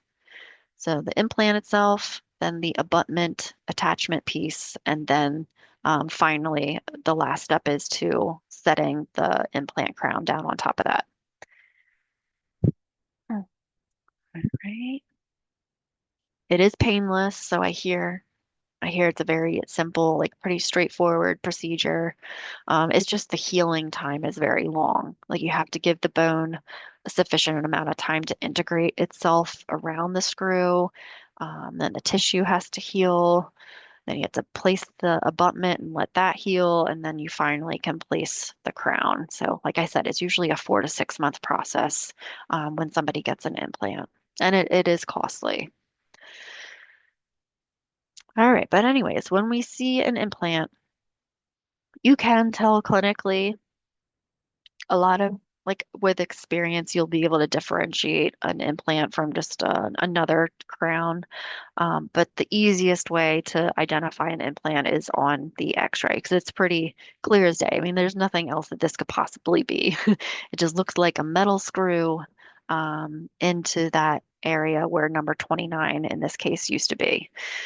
So this is the canine number 27, number 28, 29 is missing, and 30, and then 31. So here's what that would look like charted on this patient. You would just in blue draw what we call this implant symbol. It's just this screw looking shape over the root. So you don't just draw lines onto the root. You actually want to draw this entire structure over top of the root. Okay. So that is how it should look. And then in this case, the crown's not placed yet, so that's why nothing is drawn on the crown at this point. But eventually, once the implant crown is placed, then you would just outline all of these views in blue as well. Next are removable prostheses. So there are partial dentures, which means that the patient has some of their teeth but are missing some teeth also. So there's these removable appliances that when you put them in, they're replacing all of the missing teeth. So this does come in and out. Where there are full dentures, meaning the entire arch is missing teeth. And so this full appliance, when worn, replaces every single tooth on that arch. All right, so complete full dentures and then partial dentures when there's just some teeth, but not all teeth that are being replaced. All right, so here's another. This is what a full dentition, your full upper and full lower dentures look like. Beautiful pair there. Partials will come in different materials, and we don't need to worry about the materials, thank goodness, when we're charting these. Um, but just so you know, they come in acrylic, they come in, it's not silicone. I'm already forgetting what it's called. Then, metal. This is called a Nesbit right there, where it's just replacing one little tooth. These are great, but the problem with these is that patients lose them all the time, and they're not a cheap little device to lose. But anyway, so these are all different examples of partial dentures. All right, so when charting a complete denture, you're going to put a big blue X covering the entire arch that is a denture. So if it's an upper denture or maxillary, you're just going to X out all the entire maxillary arch. If it's a mandibular arch, then you're going to X out the entire mandibular arch and then just write in between the incisal edges there, full denture. Easy peasy. When you're charting partial dentures, this is a little bit more tricky. You're going to first go ahead and just chart all missing teeth. So we are going to go ahead and color in solid blue the crowns and roots of all the teeth that are missing. And then for mandibular, you're going to draw these dashes, if you will, under the root apices with a caret where there are existing teeth, or for the maxillary, the caret just goes the other way. So again, you're going to draw these dashes underneath the apices with a caret everywhere where there is an existing tooth. And then draw and record clasps apical to the involved abutment teeth. So that's kind of confusing when you're reading it, but if you see it, it makes a little bit more sense. So I'm using this cast model as an example. So this was an impression and then a poured model on this patient's teeth. Uh, ah, ah, Sorry. Okay. So this is 8 and 9. All right, so 8, 7, 6, 5, 4, 3, 2. All right, so number one is missing. And then over here, number 16 is missing. Let's just start with number two. So number one's missing. Number two is still there. All right. But then three, four, and five are missing because this partial is replacing those teeth. This is tooth number three, number four, and number five on that partial. So we're going to chart three, four, and five is missing. And then six is still there, seven is still there, eight, nine, and 10 are missing, right? Because those are the teeth that are being replaced with this partial. So 8, 9, and 10 are missing. 11 and 12 are there. 13 and 14 are missing. 15 is there. And then 16 is missing. All right, so that's step number one is just charting what teeth are missing. Now this partial is involving tooth number 2 to 15. So you're going to have dashes on over top of the root apices going from 2 to 15. And then you're going to have these carrots everywhere where there's a missing tooth. Okay. And then finally, where the clasps are. So this clasp is kind of wrapping around the mesial and around the distal of tooth number 2. And then it's wrapping around the distal of tooth number 6. And it's wrapping around the distal of tooth number 12. And then it's wrapping around the mesial and the distal again of number 15. So they're supposed to indicate where the clasps are. All right. So that's for a partial denture, which is definitely more involved than a full denture, but not too bad.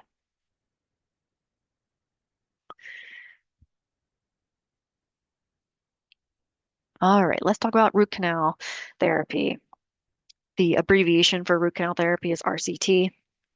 You may have heard that, especially if you've worked in a dental office, that your patient's getting RCT treatment today. The fancier, more terminology for this is endodontic therapy. I mean, they mean the same thing. What's happening is that the root, the pulp chambers and canals are going to be drilled out. The purpose is to remove all of the blood supply, all of the nerve supply, and all of the infection that has unfortunately gotten into this tooth. Sometimes there'll be like abscesses down here, all right, that you'll see. So anyways, they have to drill all of this out in order to fully get rid of the infection. There's literally no other way. Once a tooth has been infected to that state, the only treatment option, well, there's two treatment options. You can either do the root canal or you have to eventually extract the tooth. So this is what a finished root canal therapy looks like, or endodontic therapy looks like. Again, those terms are interchangeable. Um, and this is how it would appear on an x-ray. The only way you would know if a tooth has been treated with a root canal is by looking at the x-ray. You can't see this clinically. So you look at the x-ray, and if you see that, if it looks like there's these white lines that go into the pulp chambers, then you know that there's a root canal. So how we chart a root canal is it's easy. It's just blue lines in those pulp chambers where the treatment was done. And then typically after, like I said earlier, after a tooth has had root canal therapy or endodontic therapy, the tooth will have a crown on it. So then you will also chart what type of crown is on that tooth. And this is what a full porcelain crown looks like on a radiograph. Looks kind of like ghost-like. Um, so it's just a blue outline, and then PC should be written here. Okay. All right. Temporary restorations. So there's temporary fillings and there's temporary crowns that are sometimes placed prior to a final product. These, in the meantime, like while the crown or while the onlay or inlay or is being created at the lab. These temporary fillings or these temporary crowns are meant to reserve the tooth or protect the tooth until the permanent product is ready, until it's the patient's ready to come back and get the final product cemented in.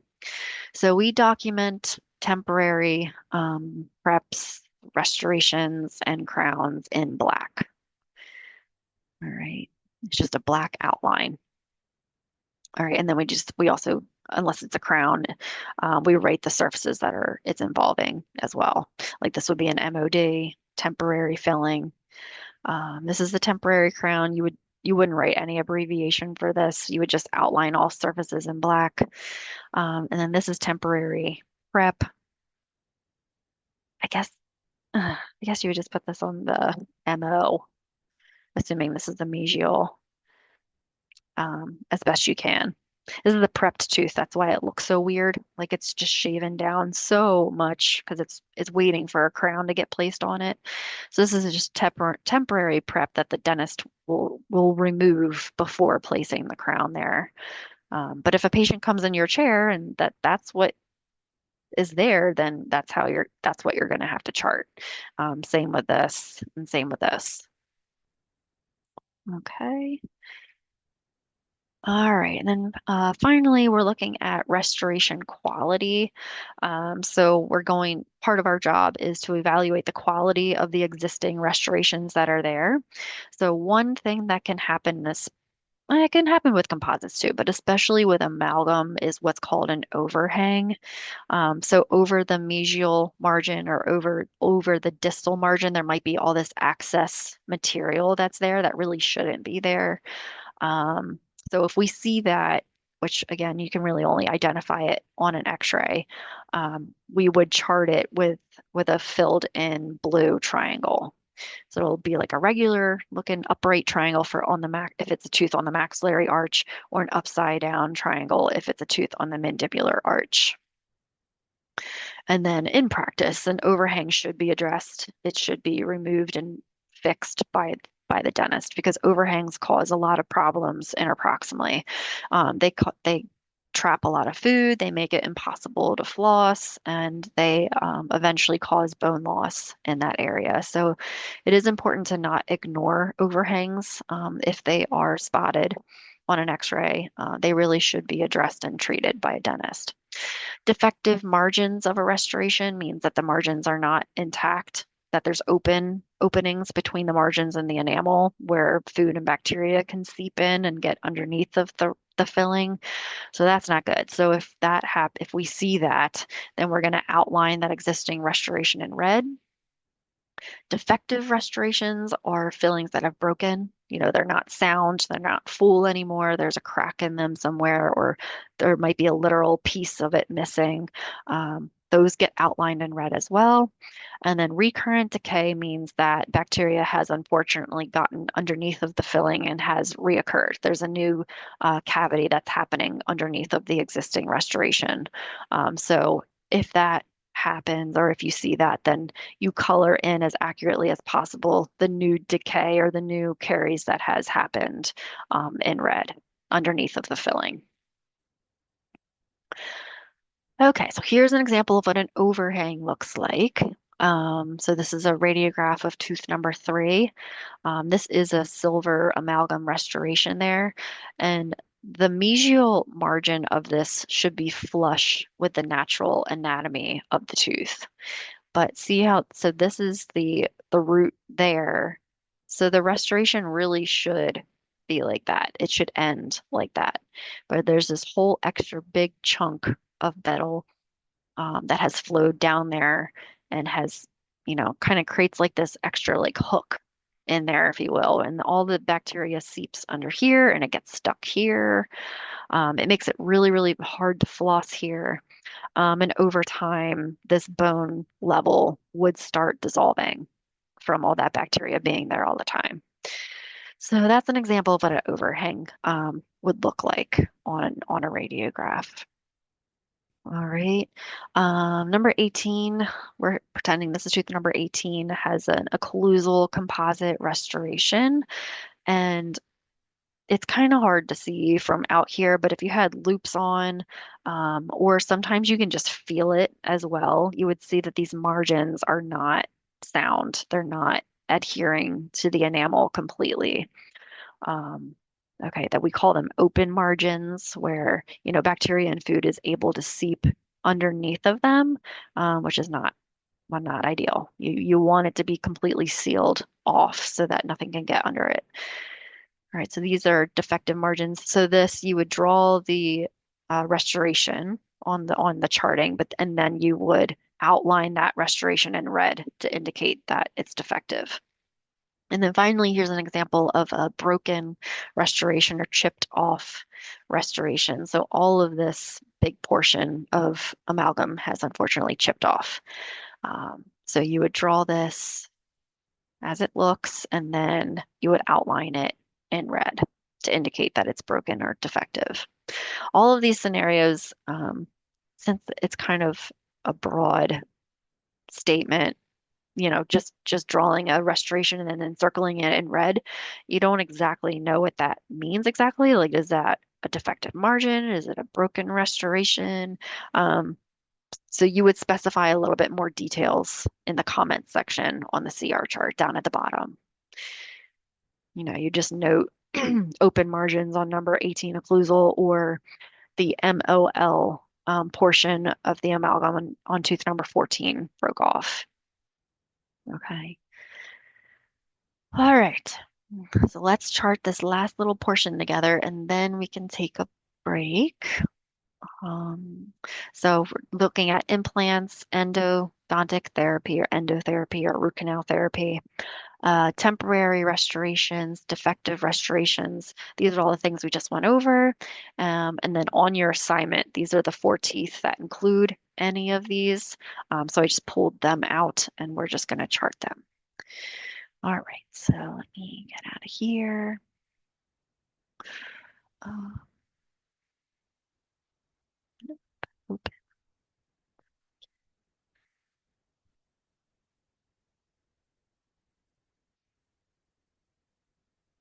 All right, so first on that list, number 3 says that it has a mesial overhang. So number 3 is in the maxillary arch. So you're going to draw a regular upright triangle and you want to draw it pretty close to wherever it is. So I'm going to draw it just like right next to the mesial margin right here. I'm just going to draw that blue upright triangle. I don't really like that. Hold on. It kind of just makes it look like a big clunky. It didn't really look like a triangle. It's really hard to do a color pencil if I'm being honest. There you go. Ta-da! Okay. And then next, there's an implant on tooth number 5. Okay, so tooth number 5. So for these miscellaneous conditions, you don't have to write anything in the surface. If you feel like something needs further explanation because it's not clear just by charting it, then you can write it down here in the comments. Um, but so number 5 has an implant of this tooth here. So you're not just going to draw lines through the root. I've seen students do that, and that is not completely accurate. All right, you want to draw the entire symbol. So it's a big, like rectangle, if you will, that is encapsulating the entire root. And then in that rectangle, you draw the lines, the screw lines. All right, that's really what a true implant symbol looks like. It doesn't specify that there's an implant crown, so I'm not going to draw anything on the crown. But if it said an implant crown, then you would just outline all these views in blue. All right. 18 has an occlusal composite with defective margins. So that was just on the slide that we saw. So I'm just kind of using that as the same example. So 18. So I am going to draw a surface here, write a surface because it is a restoration. So I'm going to write O. in blue, and I'm going to draw the existing restoration. Just gonna kind of guess what it looks like. Okay, it's only an occlusal and it is composite, so it's only an outline that does not extend to any other margin other than just being on the occlusal. Now, because it's defective, I am now then going to outline that existing restoration in red. That's indicating that this existing restoration has a problem. There's something wrong with it. And that is where I would probably specify it down here in the comments. Like, well, what's wrong with it? Is it broken? Um, is there recurrent decay? Does it just have bad margins? Like, what is the problem with it? Now, because I did that, I put the red there. I'm also going to write a red O here. All right. So I put a comma there to indicate, that it's another um, a defective on the occlusal of number 18. Okay. And then last but not least, number 21 has endotherapy done. So endo is endodontic therapy, aka root canal therapy. If you remember, you're going to draw that in blue, just a line in each pulp chamber. And I'm sorry, canal. So number 21 right here. And premolars only, well, most of them only have one pulp canal. So I'm just going to draw one blue line just like that. All right. And then it has a temporary occlusal restoration. So since it's something that's temporary, that gets drawn in black. So I'm going to switch to my black color pencil. 21. Now this is a restoration, so I'm going to put the surface. So it's occlusal, and I wrote it in black because the material itself is indicated in black. And then I'm just going to draw like a black occlusal outline on indicating that there's a temporary occlusal restoration there. There you go. All right. If it was a temporary crown, um, you would outline all of these surfaces in black. And then you would not have anything on the surface for a temporary crown. All right. That should be it. Oh,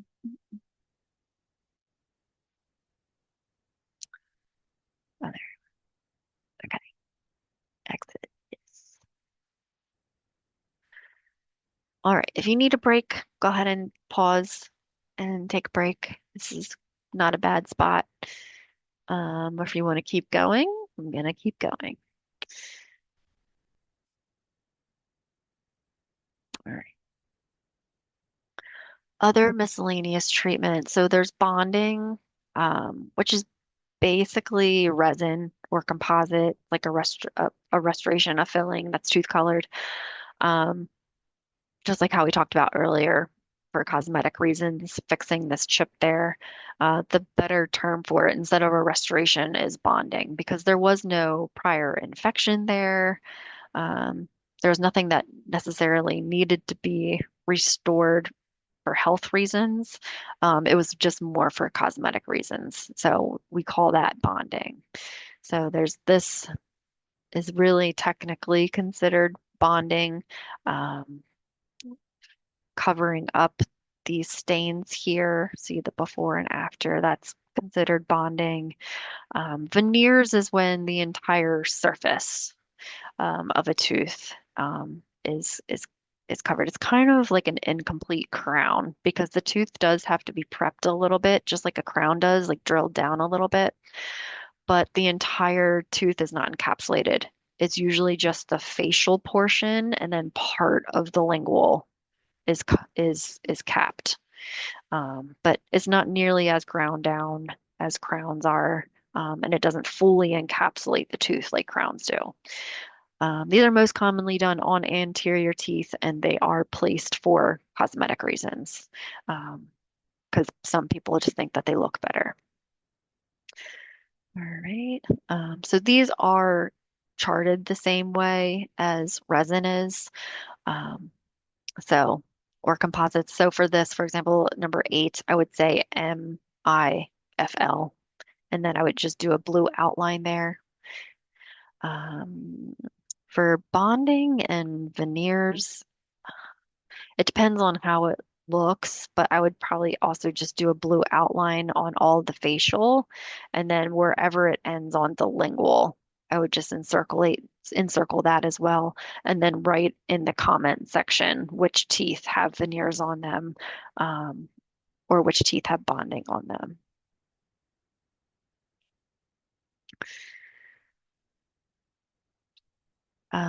Then there are sealants. You guys will learn more about sealants next semester in Fundamentals 2 in DHY 112. But pits and fissure sealants are not fillings. So there was no drilling on either of these teeth. It's just a type of resin that goes into the deep grooves and fissures of teeth in hopes to prevent cavities from ever happening to these teeth. So this is what they look like. They're usually more shiny or more opaque than regular fillings are, and they're usually more squiggly than regular fillings are. Like fillings usually have a more like distinct outline and solid shape to it, where sealants are a little bit thinner or more squiggly looking. You can also tell by looking at the x-ray. Like, for example, if I looked at this clinically and then I were to look at it on the x-ray, you typically cannot see sealants on x-rays. Where if there was drilling and filling that happened, you would definitely be able to identify that on an x-ray.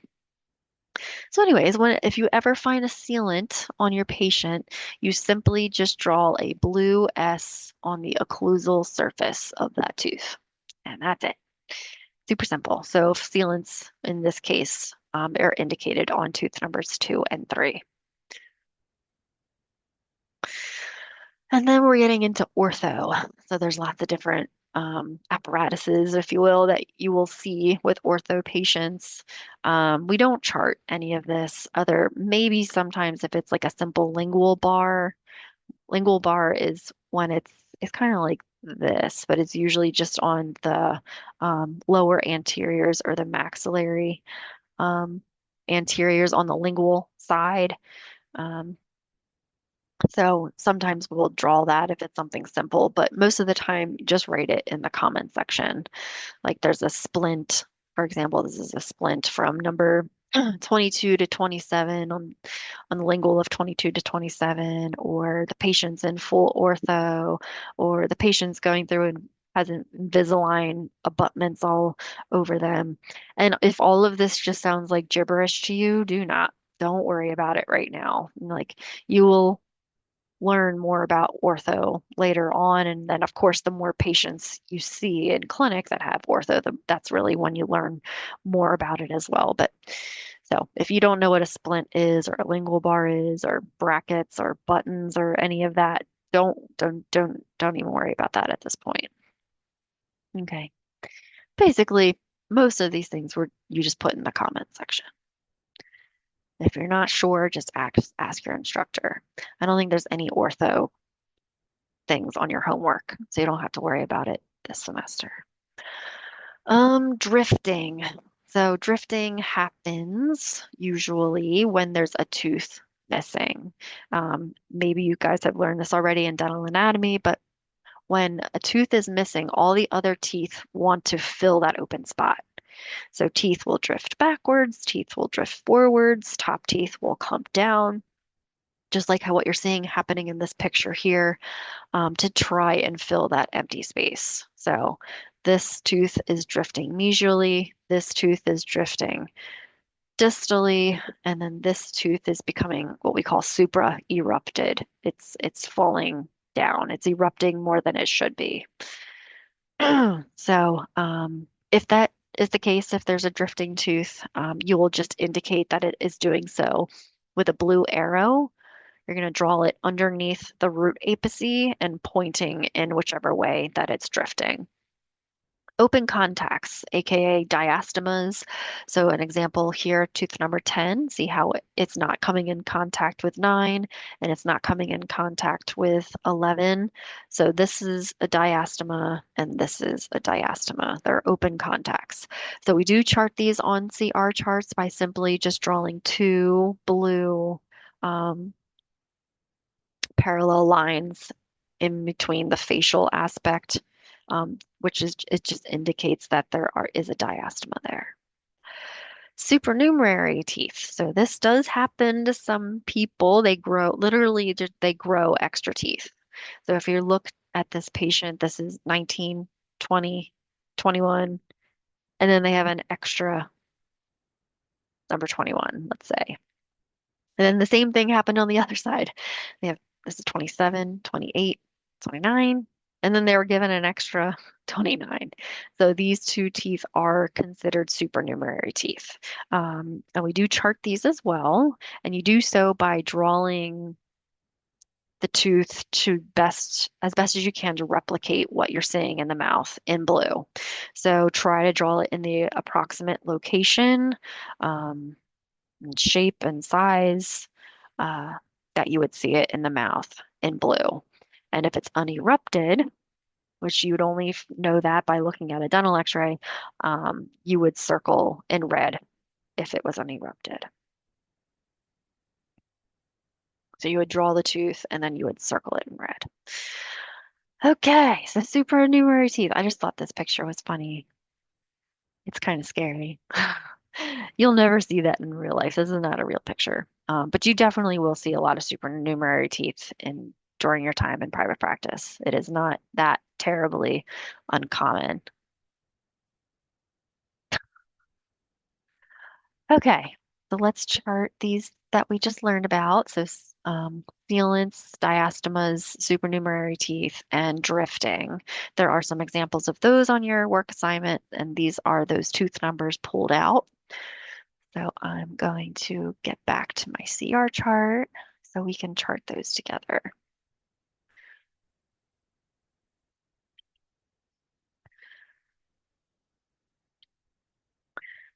So says sealant on tooth number 4. Super easy.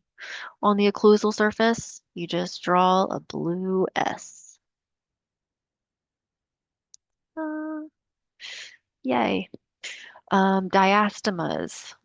So number 10, there's a diastema on the mesial aspect and there's a diastema on the distal aspect. All right, so I'm finding tooth number 10. So on the facial view, so it says there's a diastema here on the mesial, and there's a diastema here on the distal.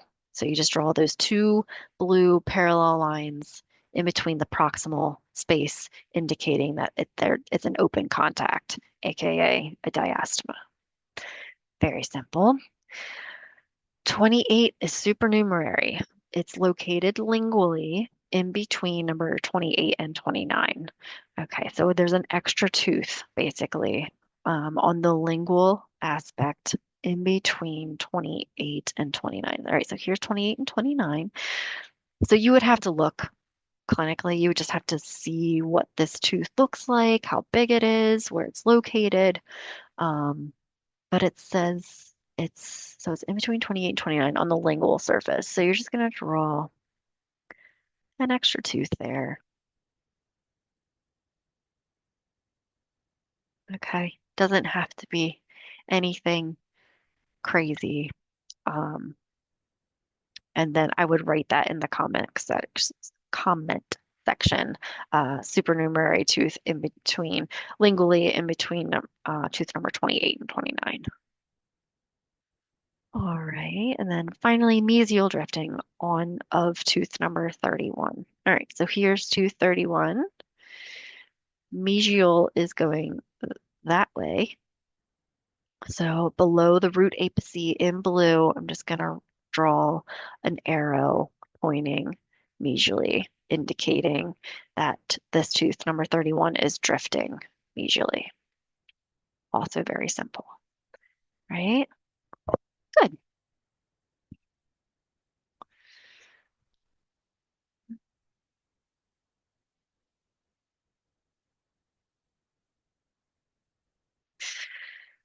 All right, so dental caries. So again, that's a fancy word for cavities or tooth decay. So caries is the medical term for what most people refer to as cavities or tooth decay. What it is it's demineralization of the tooth enamel or a breaking down of the tooth enamel.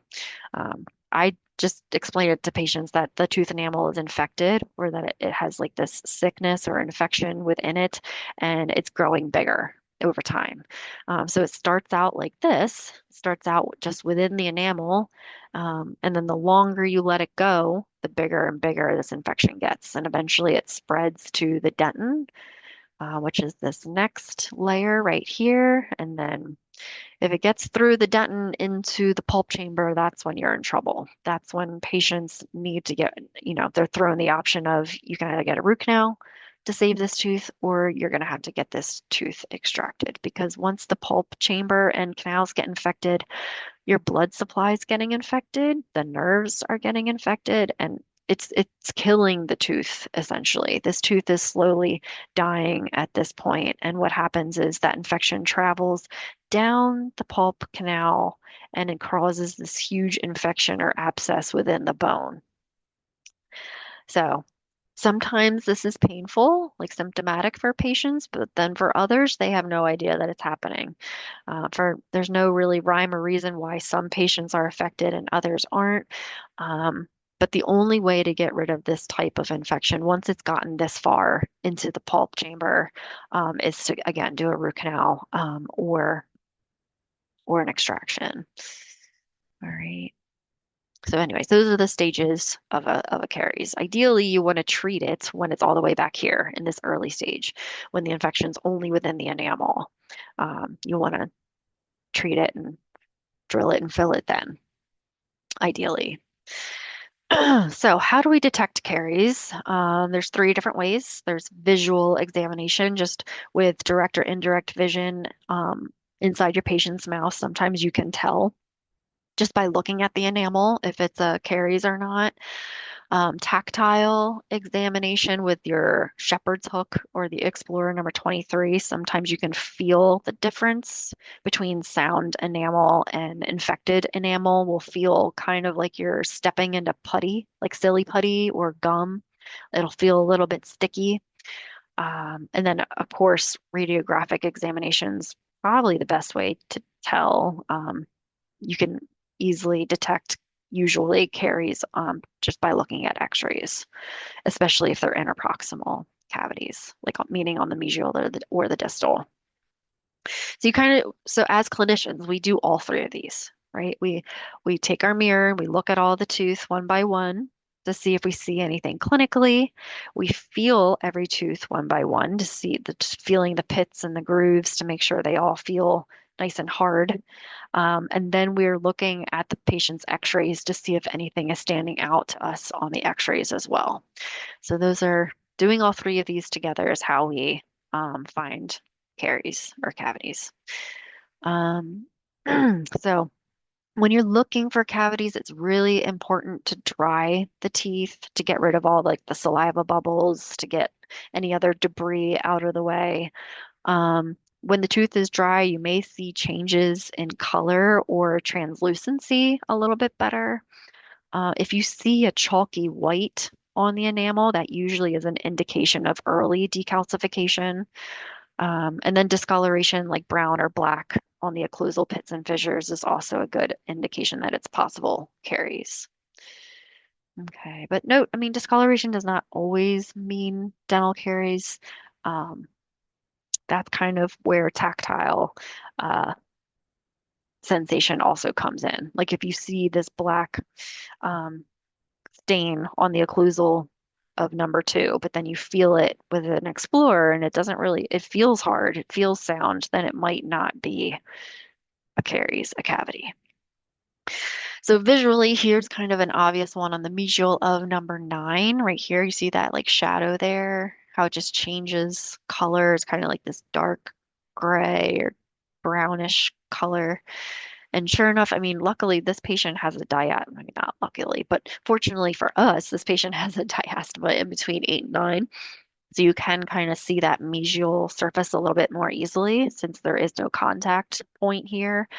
And so you can see it there that it's even starting to concave, meaning like the enamel starting to break in. So that is a good example of carious lesion visual that you can see visually, clinically on the mesial of number 9. And then the detection of caries using the Explorer, the Shepherd took number 23. So we're checking for hardness and softness or stickiness of the enamel, roughness versus smoothness, continuity of the tooth surface. However, the latest research does recommend using caution with exploring. So we used to want to push the Explorer hook, the shepherd's hook, as hard as possible to see if we could get a stick. However, research is showing now that when we do that, we could potentially cause more harm than good by breaking through the enamel, the shell of enamel. So they say to use just like light to moderate pressure when you're using tactile and sensation when looking for caries. You really don't have to push very hard. Like if it's an obvious carious lesion, you usually can tell pretty quickly with your Explorer. Like it'll feel like you kind of lightly push your Explorer in, and then when you try to pull it back out, you'll feel like a resistance. You'll feel like the Explorer is kind of like stuck. That's that like a silly putty or like gum sensation. Like if you stuck it in silly putty or stuck it in a wad of gum, that's what a caries will feel like. So radiographic exam, just some things to show you. Um, and this is why it's so important to use radiographs when we're doing our CR charting because a lot of these examples you cannot see clinically. For example, here's a little piece of tartar or calculus that is on the mesial of tooth number 3, and this is subgingival. This is below that filling. This is a big restoration right here, an amalgam MOD restoration on number 3. So apical to that is this big piece of tartar or calculus, and you would not be able to see that clinically. And the reason why it's probably there is because this is an overhang. This is not a very big overhang, but nonetheless, it is considered an overhang because it's not flush with the natural contour of this tooth. This is a really big, obvious overhang right here on the mesial of number 5. That is really unfortunate, and it's causing bone loss right here. Right, this is the alveolar crest here is not even really distinguishable, and that indicates that there is active bone loss happening right there when you can't even make out that ridge very well. It's kind of fuzzy looking, and you can kind of see it going like this. So there is bone loss happening there, and most likely it's because of this. This overhang has a big part of that. There's recurrent decay on this tooth, so this is number 30. It has a big MOD amalgam restoration on it. And so this shadow underneath the mesial portion of it is recurrent decay. It's cavities that have come back, unfortunately, underneath of this filling. So all of these are examples of things that you would not see clinically. You would not see with the naked eye just by looking inside your patient's mouth. You have to use your radiographs when you're doing your CR charting. Here are some other examples of cavities spotted on x-rays, and you'll get a lot more practice with identifying this next semester in both your cariology course and DHY 141, your oral radiography. But caries will represent themselves as shadows on x-rays, on radiographs. So this here is a big cavity. This here. This here is a really big one here on the distal of 19. Really big. Here, here, here.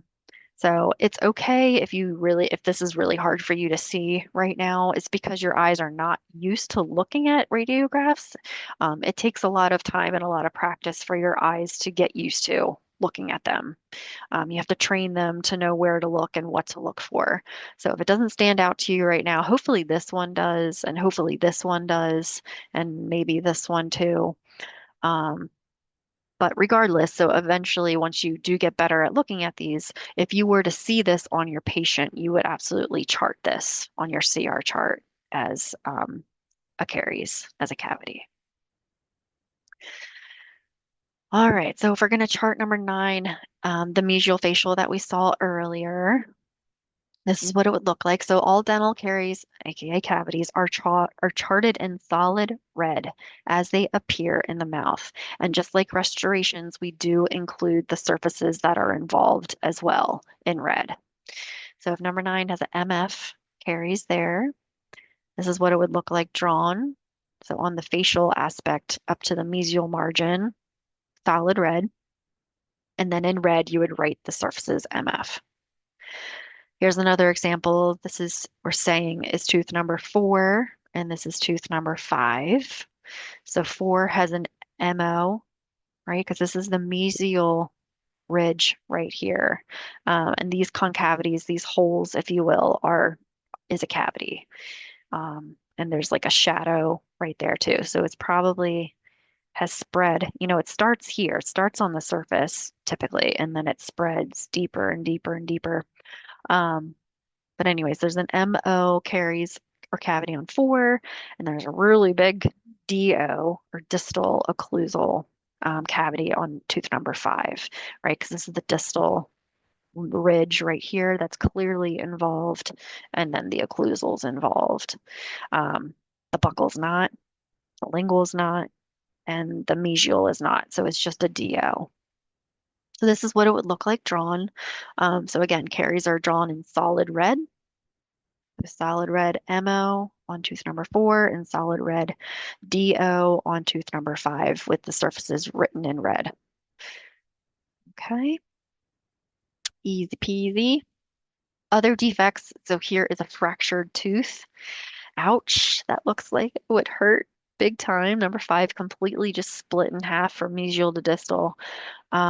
So fractures, regardless of type of what it looks like, we would draw in a red jagged or zigzag line. Right? Let's pretend the fracture was here, like from the buccal to the lingual. I would have drawn the zigzag line from here to here.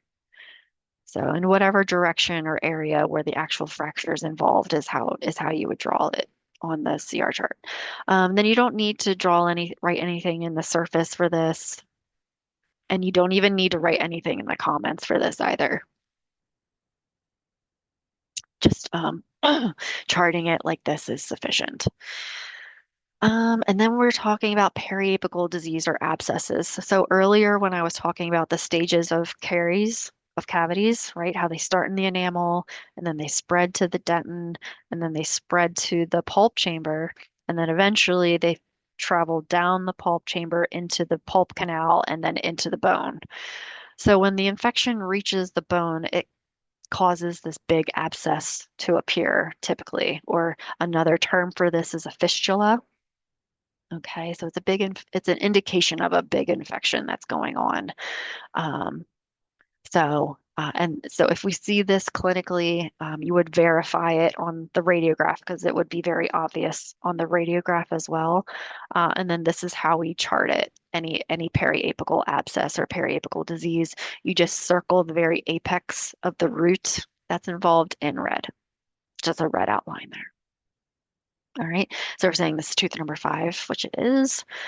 Pretty sure that's the tooth where this abscess is coming from. If I had to take a clinical guesstimate, but again, you would verify that on the radiograph. It would be very clear on the radiograph which tooth it was coming from, and then you would chart it like so.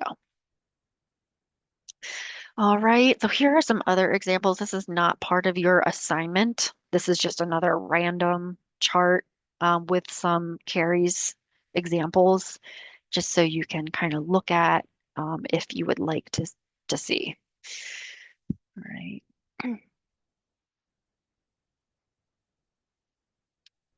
Right.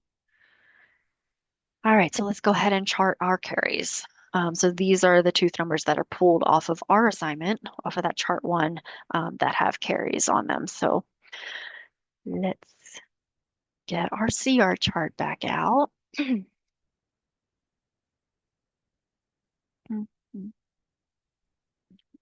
And we're going to switch to our red pencil for sure, because all caries are noted in solid red. Oops.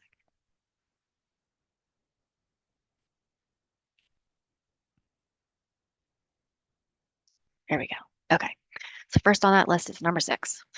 Number six, facial is the surface. So for six, I am gonna, in red, go ahead and write F for facial.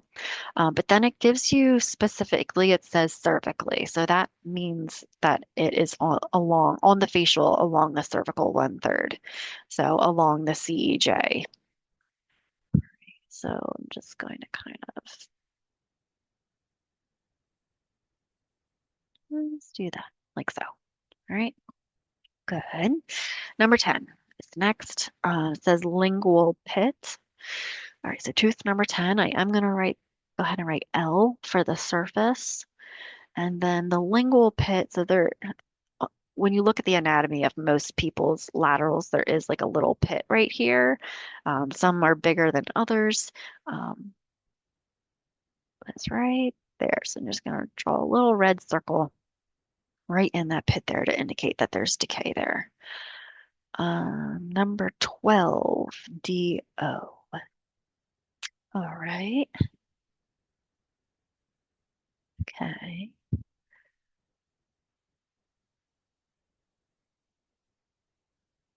So it's on the occlusal, but then it does involve the distal there. So I'm coloring it all the way to that distal ridge.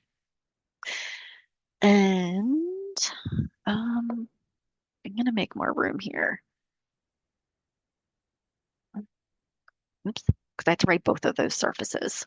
So I'm going to rewrite the MO in blue because that's the existing restoration, comma, and then in red I'm going to write DO for the caries. Okay. And then 18, buccal pit. Okay. So here's tooth number 18. I'm going to write another comma. Write a B there. It's okay. Obviously, we're talking about 18 because 17 is missing. Okay. And then, so here's that buccal pit. I'm just going to draw a solid red little dot there to indicate that there's decay in that buccal pit there of number 18. All right, to number 25, the mesial incisal cavity involving both the facial and lingual surfaces. All right, that's kind of loaded sounding, isn't it? So it's MI, and then it's saying that both the facial and lingual are also involved. So then I'm also going to write FL. MIFL. So it's going to look kind of similar to this number 24, like how it's involving the incisal edge. Right, so number 25, this is the mesial of 25, this side and this side, right? This is the mesial, this is the distal. So it's mesial, incisal on the facial aspect, and then it's also mesial, incisal on the lingual aspect. There you go. Ta-da. And then 26 is distal, involving both the facial and lingual. All right, so 26 is distal, and then FL, since it's involving both the facial and the lingual. So 26. So this side's the distal. This one, it does not say incisal. So I'm not going to draw this all the way up to the incisal edge. I'm going to have it end just somewhere, limiting it to the distal facial only, and then the distal lingual only. Make sense? Yay. All right, and finally, last but not least, this is a fun one. Number 30, there is a buccal caries or cavity on the cervical one-third of the root. So what that means is, so here's number 30. First of all, I'm going to write B somewhere. Boy, just going to squeeze it in there. Is that legible? Not really. Okay. Okay, fine. I'll rewrite it. Right, so that was a full gold crown. Oops, need to write that in blue. Full gold crown, comma, and then red B. Ta-da. Okay. Okay, so tooth number 30. So it's on the buckle, which is this surface. It's at the cervical one-third, but on the root. So that means it's below the CEJ on the root surface in that cervical area.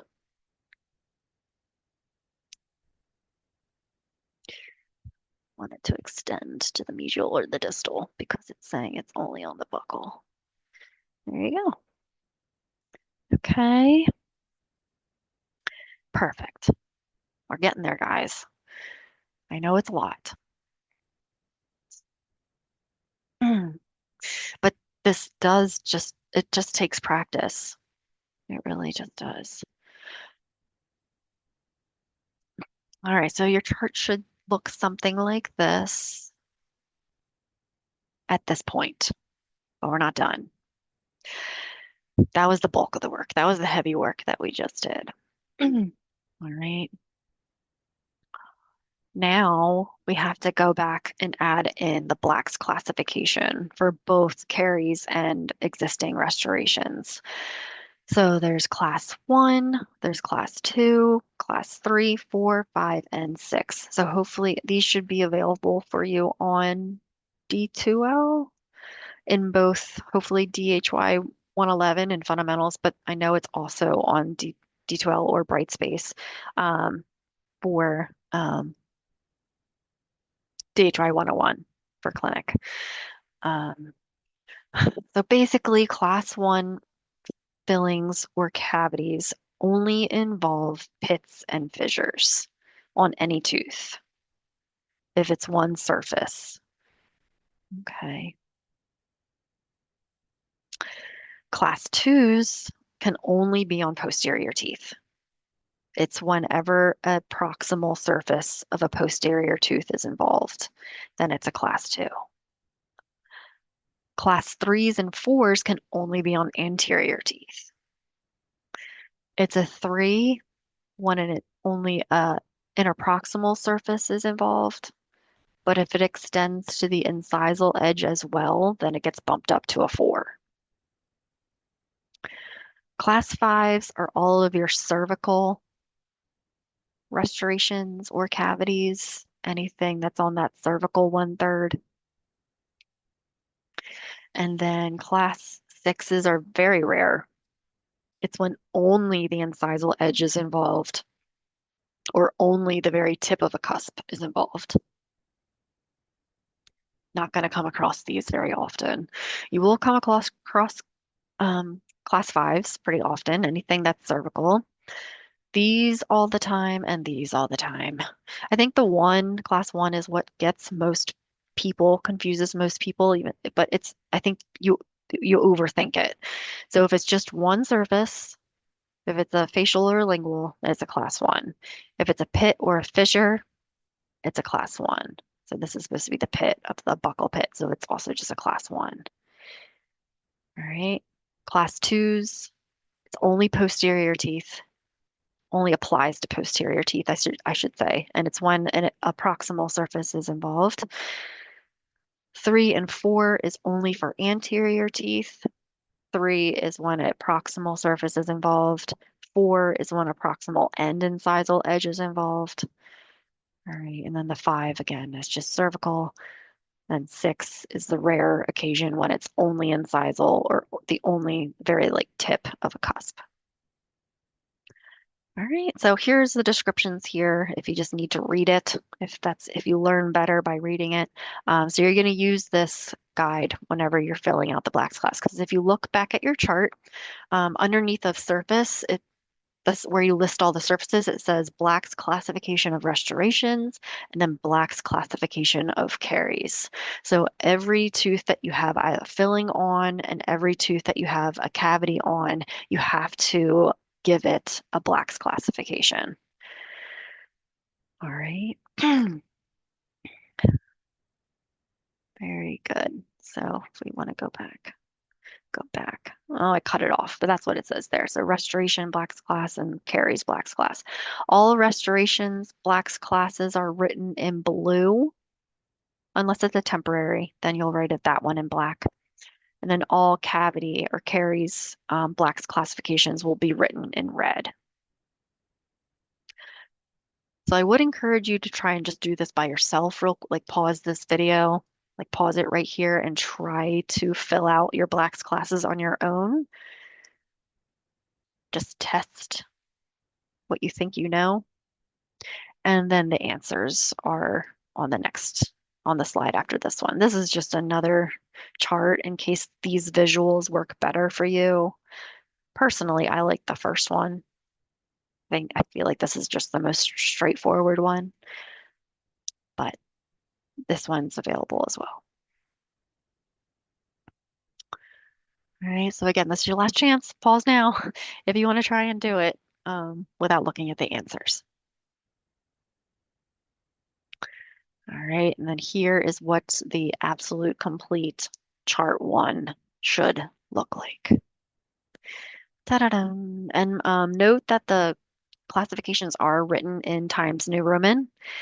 So I don't want I don't want to see two or the number five or five dashes drawn. It really it should be written in Times New Roman. Okay. I think the only thing I really want to point out is tooth number 18 is a good example. So notice how I wrote a Times New Roman for every single thing that was noted there. So there's an existing occlusal restoration. So there's a Times New Roman 1 Black's class for that one. But then there's a defective occlusal, right? And then there's a buccal cavity. So down in the Black's class caries, I wrote 1 for this one, but then I also wrote a red 1 for this one. You want to give that Black's classification to each and every existing individual restoration and individual condition, whether it's a broken restoration or a cavity. Okay.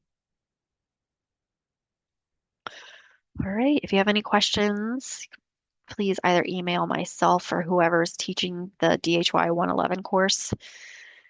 And so please refer to the back to this PowerPoint or presentation as many times as you need to. I would stress saving this PowerPoint, not necessarily the video, but the actual PowerPoint itself, because next semester it's not going to be available to you anymore. You won't be able to access it anymore. So I would highly recommend saving it because you're going to be doing the CR charting a lot starting next semester. When you start seeing your patients, you do one on every single patient.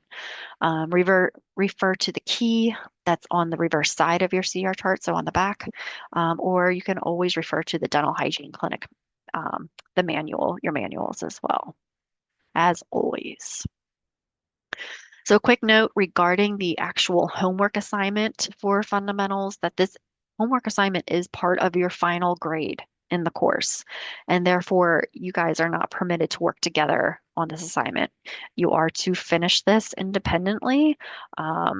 If it is later learned that you did not complete this assignment by yourself, that if you and a classmate work together, then it will result in an automatic fail for anyone who is involved. Okay? All right, but hopefully that won't happen. I don't think it really ever has. So, very, very good. All right, happy charting.